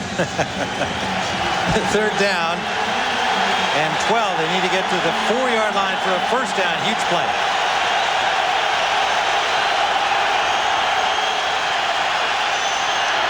To the end zone, almost picked off by Vincent. Intended for Shepard. Vincent played it perfect. Got in his hip, stayed with him.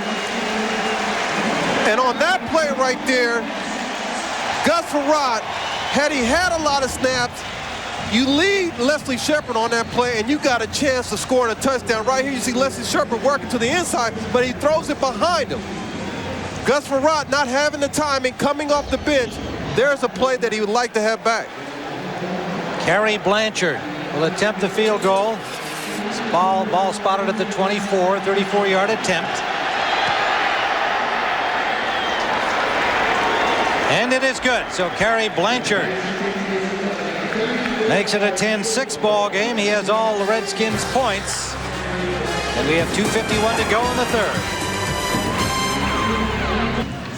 And Troy Vincent, right here, tonight will be a long night. And for this guy right here,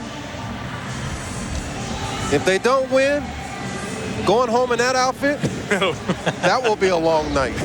Yeah, he did his part, though. He got the crowd involved there and knocked them back 5 yards with that false start penalty against the Redskins. Blanchard's kickoff taken down at the 2-yard line. Russell Copeland. Copeland gets out over the 25 to the 26-yard line. 23-yard return. Well, tonight, game 4 of the NLCS. Denny Nagel against Joey Hamilton. Coverage begins at 7:30 Eastern, 4:30 Pacific right here on Fox. And imagine if the Padres get to sweep the Atlanta Braves. They're up 3-0. That's all tonight. Yeah, those Braves, man, they got to get those bats a little warmed up. I mean, Rodney Pete's got to get warmed up here and start moving these guys. They need some horseshoes. Pete 10 of 22 passing, screen pass.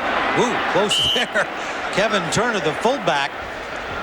It was a little dicey with Dana Stubblefield on the coverage and had a chance to possibly get an interception with that one. Yeah, Stubby wasn't fooled on that play. He saw them setting up a screen. And the way you read that screen is you read the offensive lineman. There's no secret about that. You know by the pressure and the way they're doing things where they're going. Stubby just followed his keys and took him right to the ball. Second down, about 8. Deuce Staley gets to the 30, a gain of about 3.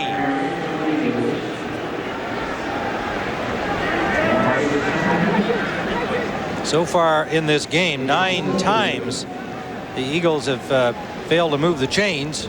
Yeah, they need to mix things up more offensively. And we talked about the motions or the lack thereof motions and the things that they do offensively. They're not fooling it. They're not fooling the Skins. The Skins know exactly what's coming. They're not giving themselves opportunities to create things.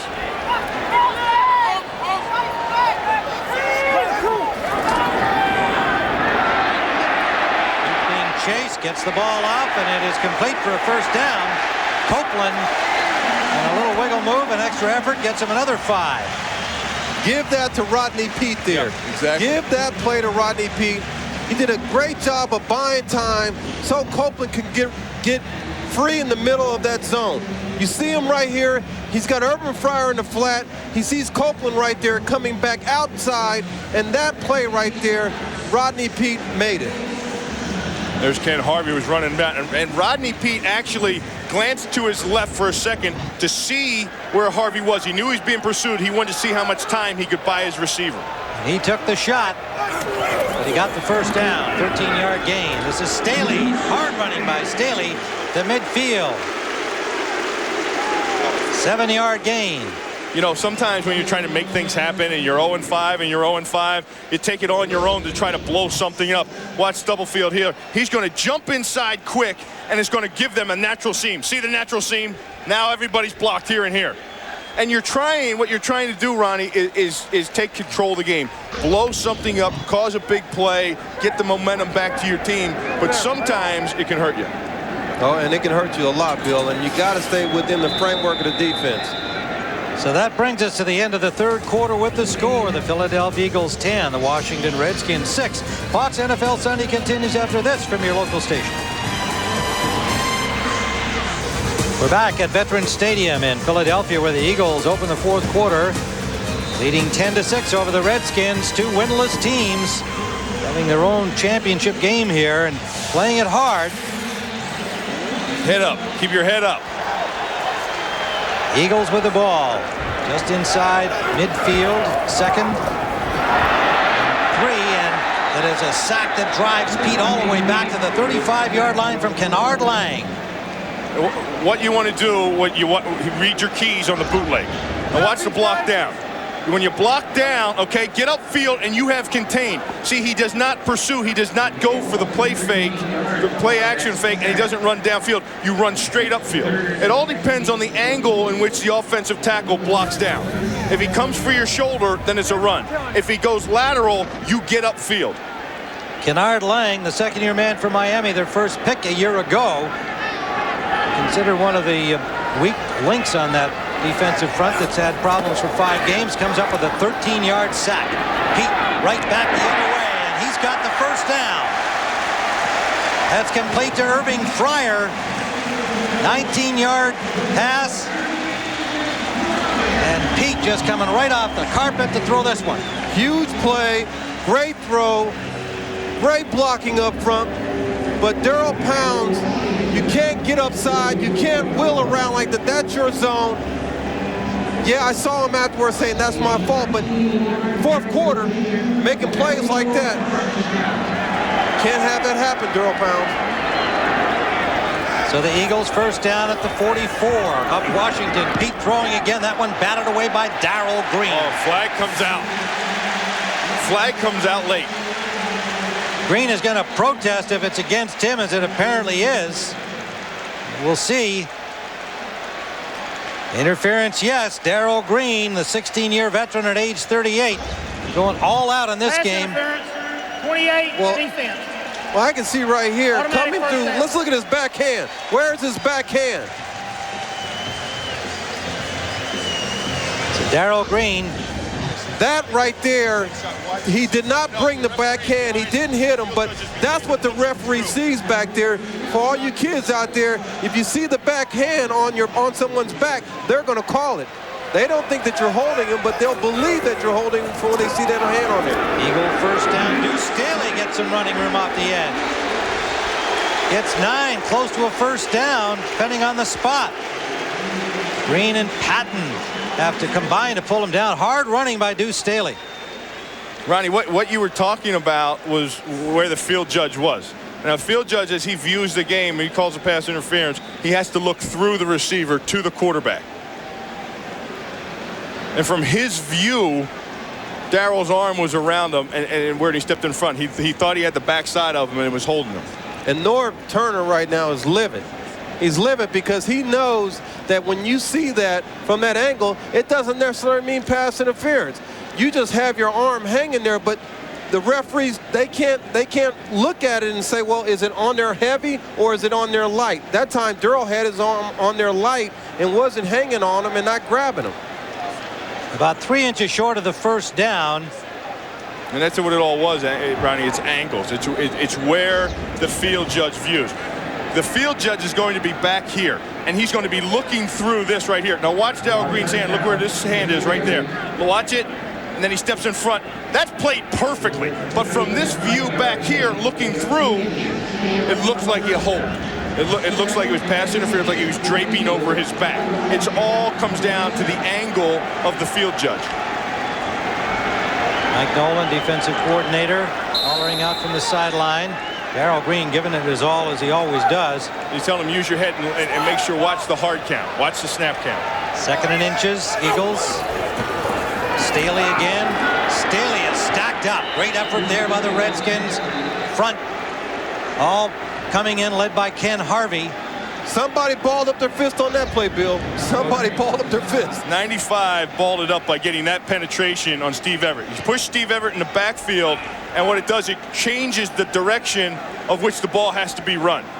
Watch it change the direction. See, Staley had to step to the right, instead of taking the angle to the line of scrimmage that he had because of the penetration.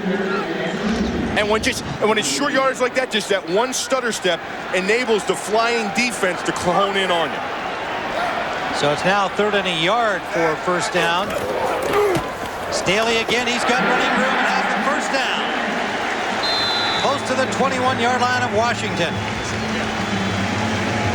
Now, so what do you do when you have an aggressive guy like Wilkerson and you're coming? You let him come, and then you wall him off and take the side. See him wall right there? Let him come, and then wall him off. And Kevin Turner taking on the fullback there, taking on the linebacker there, that's where you got to make the play. Yeah, it was Deuce Staley making that run, but like you said, Bill, he goes inside, but Kevin Turner picking up that linebacker. So the Eagles threatening here, approaching the red zone. Staley again. And Staley batters his way off the right tackle side, gets a couple. And you don't just try it on 2 plays. You talk about fighting and balling up your fist. It's a 4th quarter. You're 0-5. You got paid a ton of money. Stop somebody.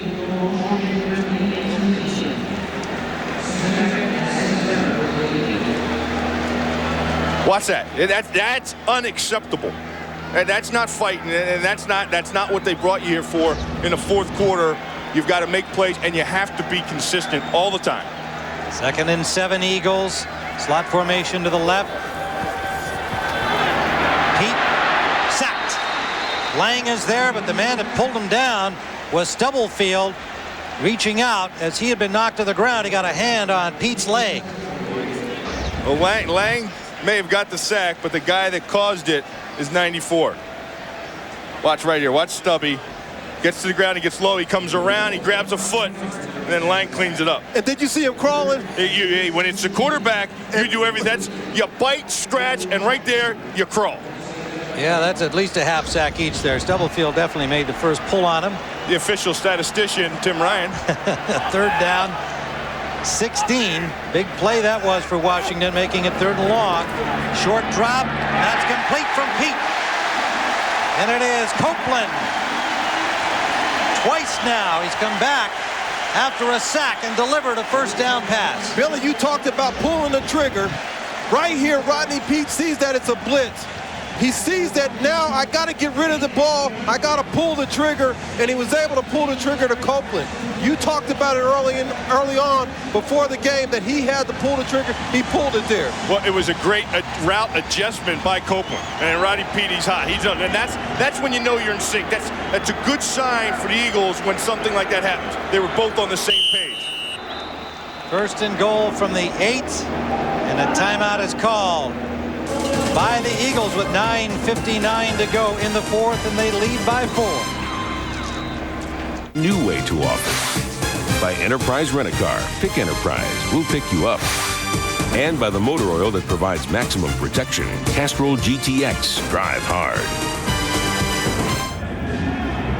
Juan Castillo, the offensive line coach. Look, he's on crutches. He got hit by a cart right here at Veterans Stadium. He had knee surgery on it, and he hasn't missed any time at all. The only time he missed was the 1 day for surgery, and he'll fight. He says he was standing up in meetings. He almost wanted to cry, but he wouldn't let his guys see that he's in pain. Eagles 1st and goal from the 8-yard line. This is Staley. Staley gets inside the 5. Somebody's helmet comes off. Staley works his way to about the 3-yard line, depending on the spot. Derek Smith made the tackle. Yeah, when you have an offensive line coach that has that kind of principles about him and that kind of fight and that kind of will, it carries over to his pupils. Trey Thomas, Jermaine Mayberry, those guys, they're getting better. And actually, in my opinion, I think it's the best offensive line they've had in Philadelphia since the Super Bowl year. These guys are getting better. It's a pretty young group. They're getting stronger. Ian Beckles coming from Tampa Bay. He's helped out. 2nd goal from the 4. Staley hit behind the line, but kept on going. Lang had a piece of him, couldn't hold him. And he got a couple down to the 2-yard line. Twice on this drive, the Eagles converted from 3rd and 16 after sacks. Pete delivered for first down plays, and he's 4 of 4 passing on the drive for 51 yards. Tim, we talked about the feeling of talking to both teams, and he sat there and everybody had all that ugliness. All we heard was negative stuff. And here you are in a situation where now you can erase some of that. You have a chance to erase it. 3rd and goal. Play action, wide open, touchdown. Kasim Cencino, the tight end, the rookie just brought up from the practice squad from Syracuse. Nobody on him. You set that play up by the prior 2 plays. Your offensive line's in there mashing. You're running deuce. You're hitting them in the mouth. You're fighting. You're scratching. And you line up and do the same thing. Play action, then you slip an unexpected tight end outside. Point after is good from Boniol. And the Eagles widen their lead, 17-6, 8:32 to play. 5-yard drive, 15 plays, culminating in this score. The reserve tight end Kasim Cencino wide open in the end zone, 17-6. Rodney Peete 5 of 5 on the drive for 56 yards. And 3rd down conversions for Philadelphia is what's been doing it. They're at 50% right now. That drive, they converted on 2 big ones. Boniol's kickoff taken by Mitchell at the goal line. Open field tackle. Mike Caldwell, reserve linebacker, number 56. I want you to take a look at the touchdown. First, remember I tell you they're playing smash mouth, smash mouth. Watch the effort by the offensive line to sell the play action, and then they slip the tight end out. Look at it. Everybody's playing run. All the defenders are playing run. You slip the tight end out. And when you're mashing, watch Ken Harvey. He's going to engage. Now watch. He stopped. See his head go down? He's engaging. He's fighting for ground, and he leans forward. He drops his head. It goes down, and he can't see, and then he can't stay with the tight end.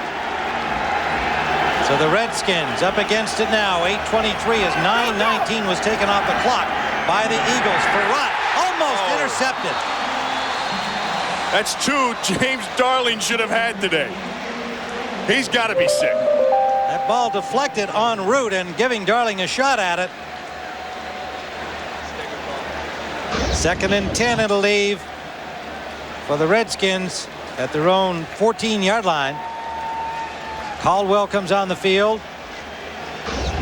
Darling's a guy that Emmett Thomas says, we had him playing in the backup role at middle linebacker, and he's a young guy. We were confusing him. This week we just left him at outside and said, get comfortable learning what we're doing. John Harris, who got a hand on the ball for Rott's pass. This one tipped away. William Thomas slaps that ball out of the air. Yeah, look at Norv. Norv's got that look on his face. You saw it pretty much the whole game. And he said, he's wondering what's going to happen. How's my team going to respond when something bad goes wrong? Well, they had the long drive down the field on them. Now he's looking. He wants to see how they're going to respond. And, inevitably, at the end of all this, and no matter what, you've got to be able to look at the guys next to you in your locker room on Monday. Farrat 3 of 8 since he came in to replace the starter Green. 4 receivers in, and he is sacked inside the 5. Hollis Thomas. He's been bringing it all day long.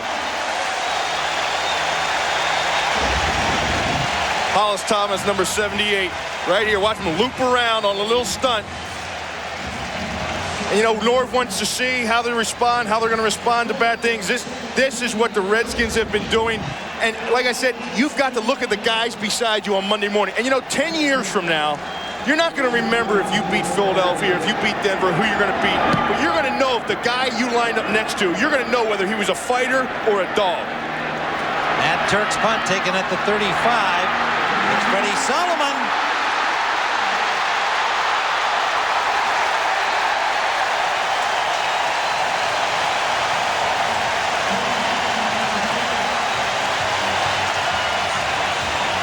And I think Solomon has him in scoring position again. And I think for Washington, I think a lot of those guys are going to be looking at each other and thinking they're not fighters. Yeah, Bill, and not only do they look at each other and say they're not fighters, but it is hard to to play in this league and to get a win. But look at the effort here. Look at the effort. You can't have that. I can't watch it. But the effort was there from Freddie Solomon, running hard and far. 42-yard return down to the 24-yard line. Look at him here, an extra dive, and the Eagles scoring position again. Charlie Garner. Garner gets a couple. Special teams are nothing but attitude. I want you to watch, and you tell me, you be the judge. You know, they have a judge here in Philadelphia. I want you to watch over here. I want you to watch right here. Watch. You tell me, is this effort? You tell me. If that's effort, and if you think that you can win with that kind of effort, then you deserve to be a Redskins fan. Well, the Eagles have certainly played harder based on the evidence, and the scoreboard reflects their effort. 17-6, 6:54 to go in the fourth.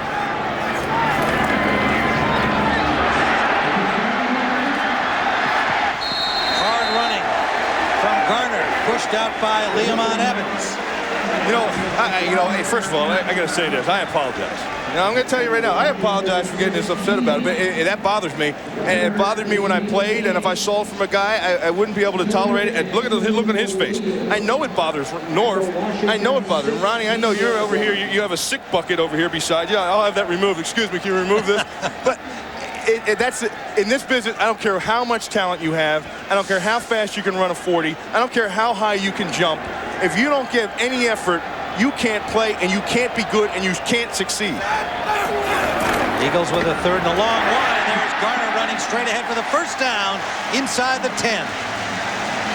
Mike Nolan said it. Mike Nolan said it best. Defensive coordinator for the Washington Redskins said it. He said, look, the way this game has been played, the way this game has started, the way this game will continue, it starts with heart. It starts with playing with toughness. That's how this game has to be played. And today, what you see with the Eagles, especially right there on that last play, you see that, Bill. You see the heart. You see them balling up their fists, trying to get after people to win this game. Spot the ball at the 11 rather than the 9, and Garner takes it over the 10-yard line again this time, and driven back once again. But let's see where they spot it. Should be about a gain of 1. Nolan also said that his defense is not playing together as a defense at all. That was a pretty stark statement from the defensive coordinator. That's his own observation. And the injured player is Irving Fryer on that last play. Oh, he's in pain too. Getting attention on the field. His teammates and the training staff out there with Irving Fryer will take this timeout and be right back. Well, you two guys have been talking about tough all day long in this game. There's a tough guy, not the biggest, but one of the toughest. 36-year-old Irving Fryer. He bounced back up. Obviously was in some pain there, but he's got himself over to the sideline. Looks like he wants to come back in. Yeah, hey, wait a minute. Are you okay, Bill? After you gave me those Valium, I'm fine. Thanks, Ron. Second down. That is Turner, the fullback. A flag is down as he gets down to about the 8-yard line. Kevin Turner and Marcus Patton put the tackle on him. And it's going to be a holding call against the Eagles.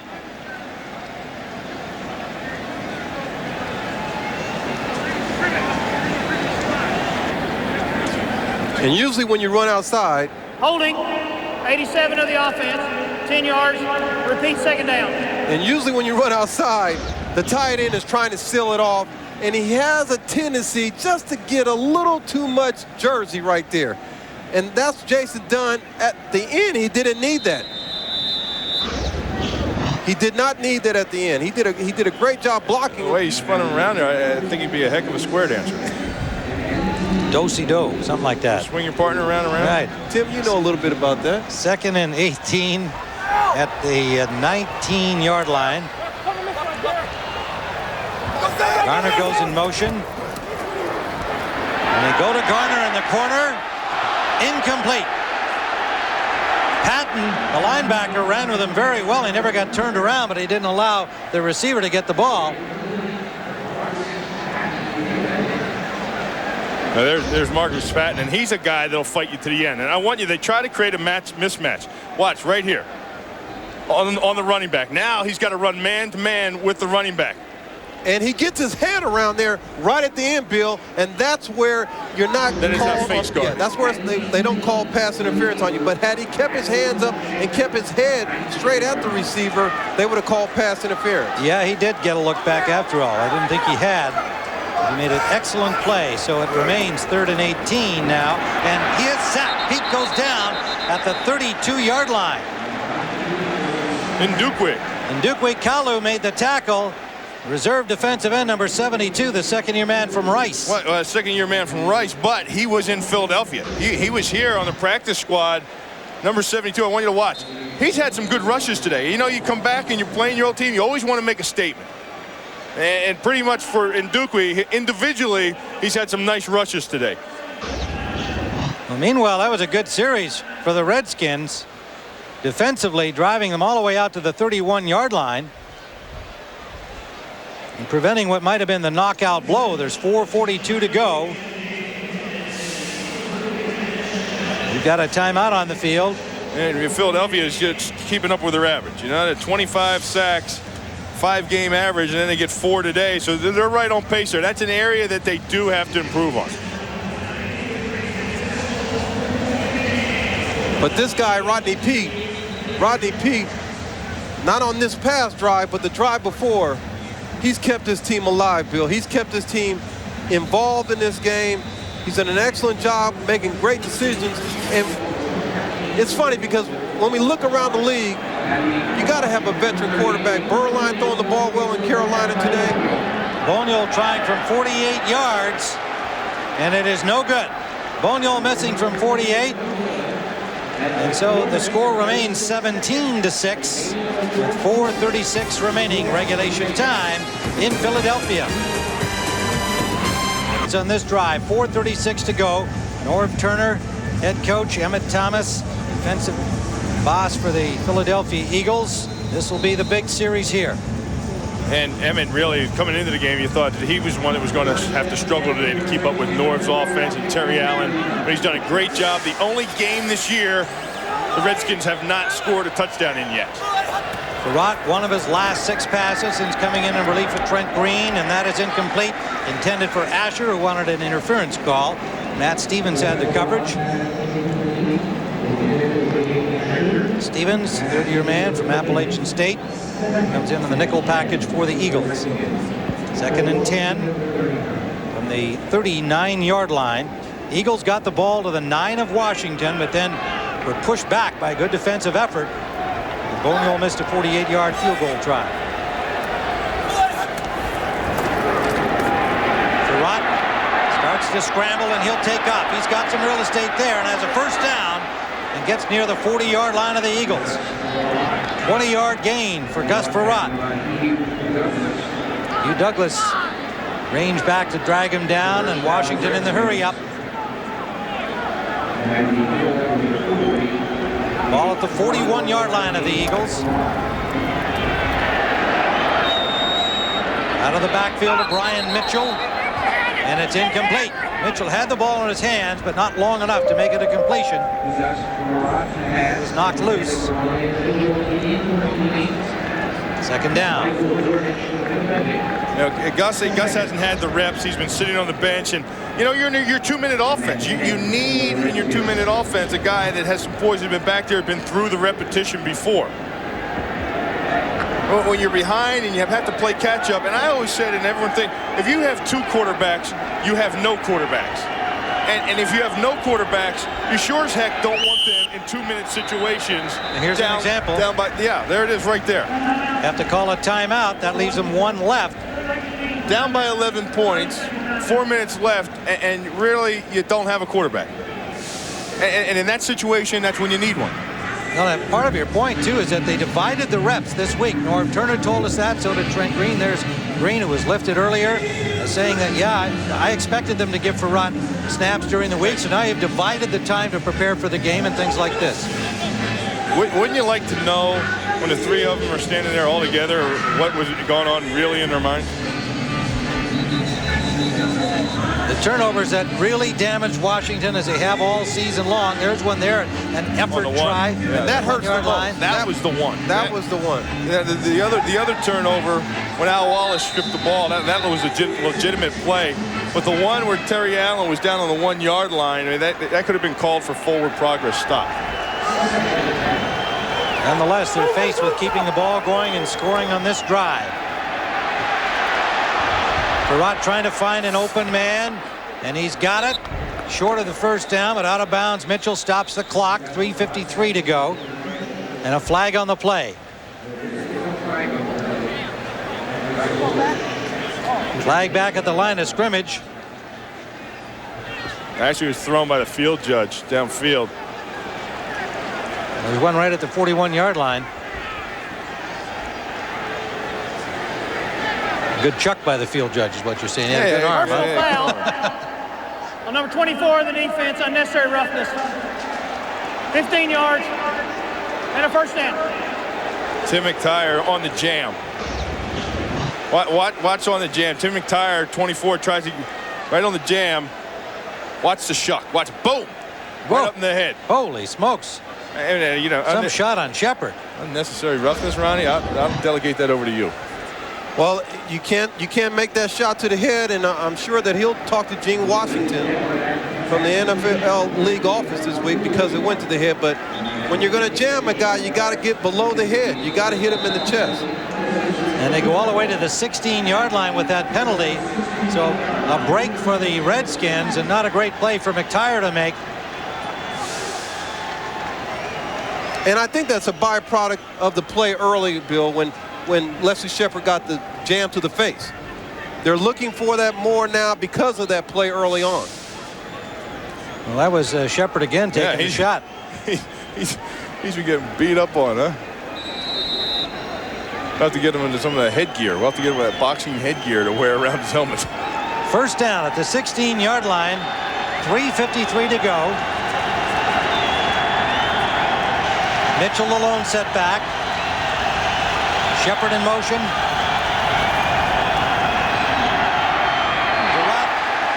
Incomplete. Willie Thomas in and out of the hands. Willie Thomas had a better shot at it than Shepard did. It looked like there was not a receiver on the route where the ball was going. And I saw this earlier in the season with Farad. Watch, there's nobody over here. This is either broken assignment right there. And yeah, remember the New York game when he threw that interception and there was absolutely nobody around? And that was on Gus. That wasn't a receiver breakdown. That was on Gus. Trying to stick it in there. You got to lead the receiver, and then the linebacker can't react to that ball on there. 2nd and 10. That's complete to Leslie Shepard. It gets down near the 5-yard line. Gus Farad, passing complete to Leslie Shepard. And it is a first down, 1st and goal. Redskins with 1 timeout remaining. 3:32 and counting down. And again, Farad trying to get the play called here in the hurry up. Mitchell straight ahead to about the 2.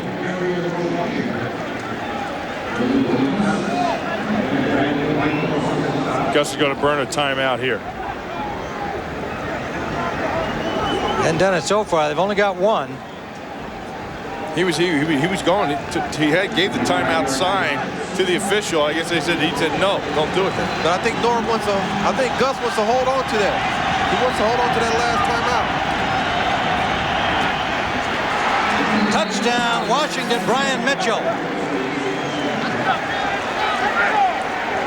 Mitchell from a yard out, and the crowd quiet here at the Vet. 2:46 to play. And you go for 2 here. You go for 2. You get 2. Now you're 14, and you can kick a field goal to tie this up. Leslie Shepard started off the field, but he's back in. And they are going for 2, obviously, with this huddle. Farad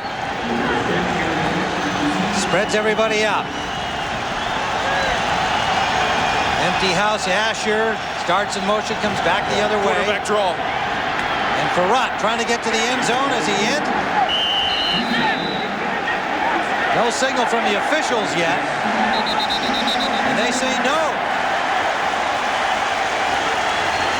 Barat stopped outside of the goal line.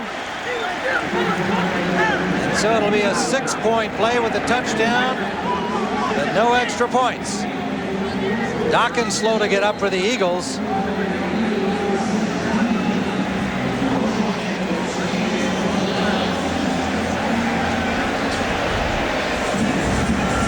So Washington with 2:46 remaining. This is the touchdown. This is the handoff to Brian Mitchell. Good hold up front. They pulled Trey Johnson. Mitchell finds his way across. See, Trey Johnson pulls, and Mitchell goes over top of Dawkins.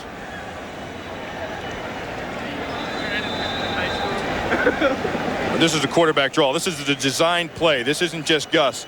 No, I believe they're going to call it down because right here, watch Milstead. Milstead comes in and tries to push him forward. And I think that's why they said no. Milstead comes in with a push and gets that extra push forward. They carried him across, but the official said before he came and pushed, he was down.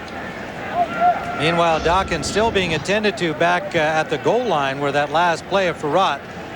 See them working on his leg or his knee there, and Dawkins, the safety, in the midst of that pileup to stop Farrat.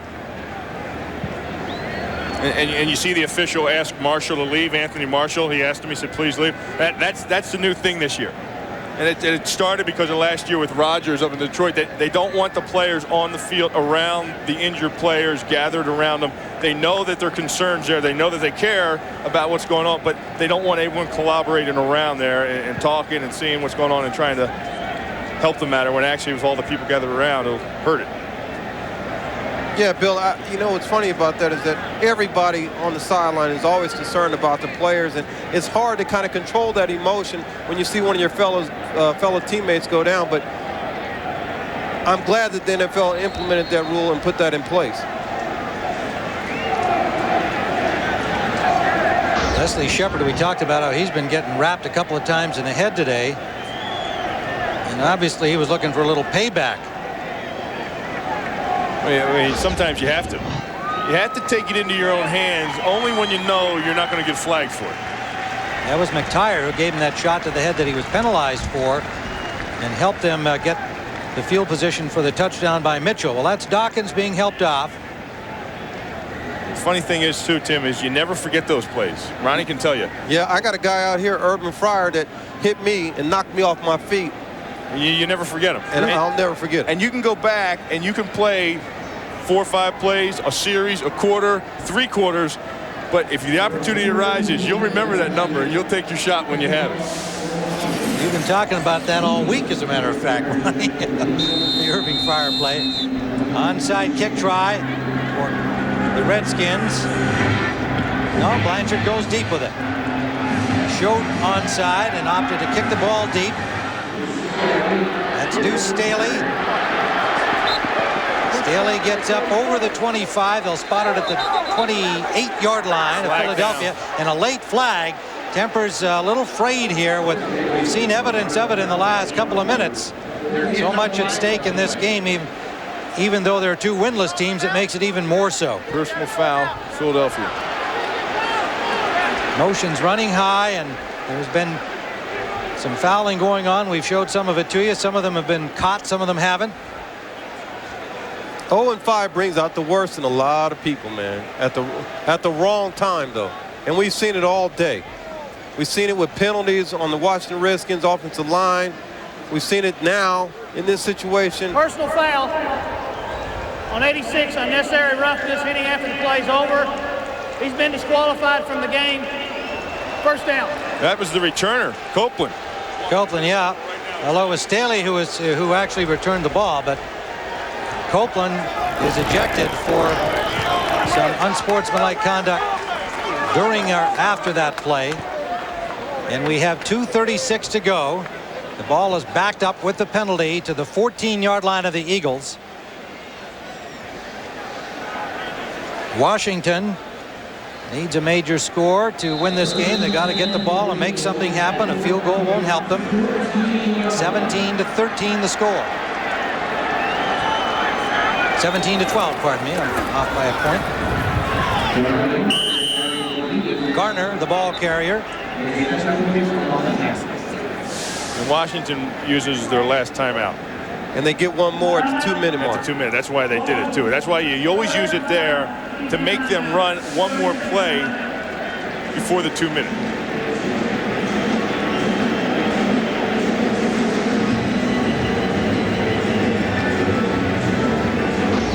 On that kickoff return by Philadelphia, Copeland's going to come into the picture right here. And he gets hit in the back.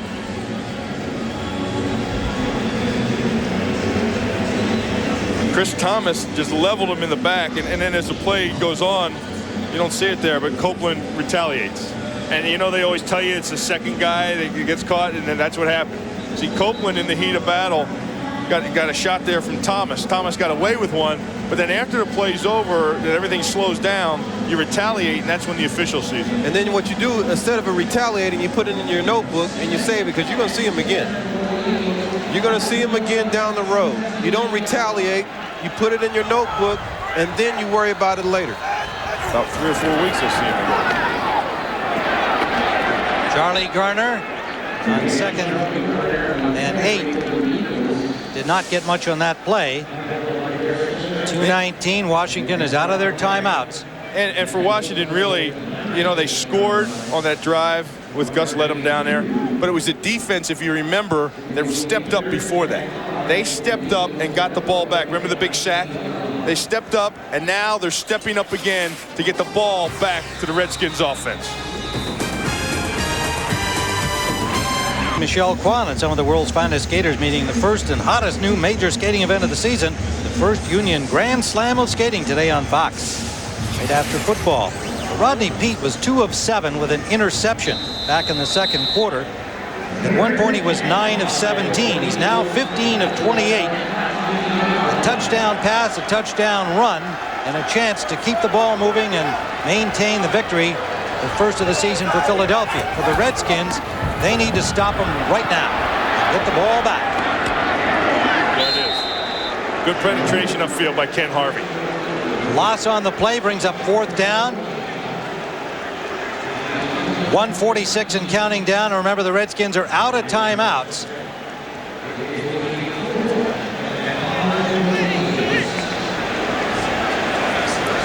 Well, what you do here for Philadelphia, you let the clock run down, take the delay of game, back up 5 yards, let the clock run down as far as you can, punt away. Brian Mitchell, what do you think, Bill? I mean, here's a guy that has returned so many big punts in his career. So many big punts for the Washington Redskins. And he's got their only touchdown of the game from 1 yard out, helped by the unsportsmanlike penalty. Well, they didn't take the penalty. They didn't run it down to the penalty. They ran it down to 1 second and took a timeout. So the line of scrimmage still at the 19, but they've used up some time. 1:14 left on the clock. Well, you don't want to give up real estate right now. John Harbaugh, the special teams coach in the middle. You talked about it earlier, Ron. He really has been energetic for this group. He's really helped them out, brought them a new spark they hadn't had here in a while. Of course, that spark and that energy, enthusiasm kind of runs through the Harbaugh family, doesn't it? Yeah, it does. Brother Jim, coach of the Ravens, quarterback of the Ravens. Quarterback of the Ravens. He doesn't want to be coach yet. Father is a coach in college, Western Kentucky. Get the punt away cleanly, and Mitchell has to chase it. Comes down near the sideline and goes out. Good punt. Good punt by Hutton, and the reason being, it was the angle between the numbers and the sidelines is where you want it. Takes a hit, bounces forward, goes out of bounds. That's an unreturnable kick. You don't want to put it in the returner's hands because then anything can happen. He takes that away. Eliminate the returner altogether. 42-yard punt. And the Redskins will start from their 40-yard line without a timeout. 1:06 remaining. And remember, they need a touchdown. Medical report on Brian Dawkins. He's gone off for x-rays on his leg. So they're without one of their solid safeties here for this final stab by the Washington Redskins. Farrat, and he is sacked. Never saw Hugh Douglas coming from behind. Well, when you're going to pick it up a notch, now's the time to do it. You know what they're going to do. You know they're going to throw the ball. You pin your ears back and you bring it. Under a minute we go.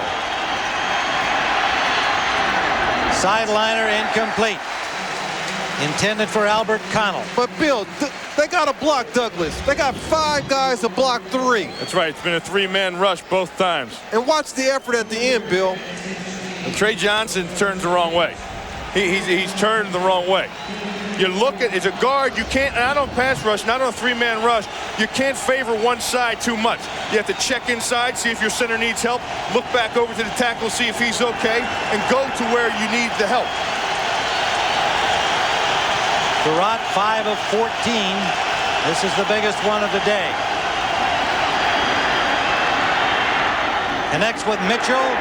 Hit and stopped well short of first down yardage. They've got to 38 seconds. They've got to go. No timeouts for the Redskins. Farrat calls out the play to the wide receivers. Tight end Asher did not get to the first down marker. Sure didn't. No. It'll be Eagles ball. For one play. Anthony Marshall made the tackle. You can see where the ball is spotted. The marker's right on the midfield stripe. Oh, they're going to bring it out for a measurement, but it's not close. Yeah, it's not close at all. And you know, we've been emphasizing effort. We've been emphasizing toughness, and it comes down to this, though, right there, Bill. Comes down to that play. Not being able to get the first down. So the Philadelphia Eagles have the ball. They have 17 seconds left to knock off the clock, and they will have their first victory of this 1998 season. In a battle of the winless teams, the Eagles have prevailed, and I think that the effort and toughness you guys talked about throughout the game, you'd have to give that edge to the Eagles. It's not just on the scoreboard. They were the stronger, more determined team, it appears. But Ray Rhodes is that kind of guy. Ray is a guy that coached you and I, Bill, and we know the kind of person he is. He wants to get guys that will give you that. And today, yeah, they had some mistakes, but they gave him effort. Not only that, they asked him during the week, would he consider resigning the way the team got started? He said, what, me quit? You'll never see that happen. He said, I have too many guys that I am loyal to, and they're loyal to me. I wouldn't think about quitting. They fire me, that's another matter, but don't talk about quitting. So he's got his first victory. Norv Turner and the Redskins fall to 0-6.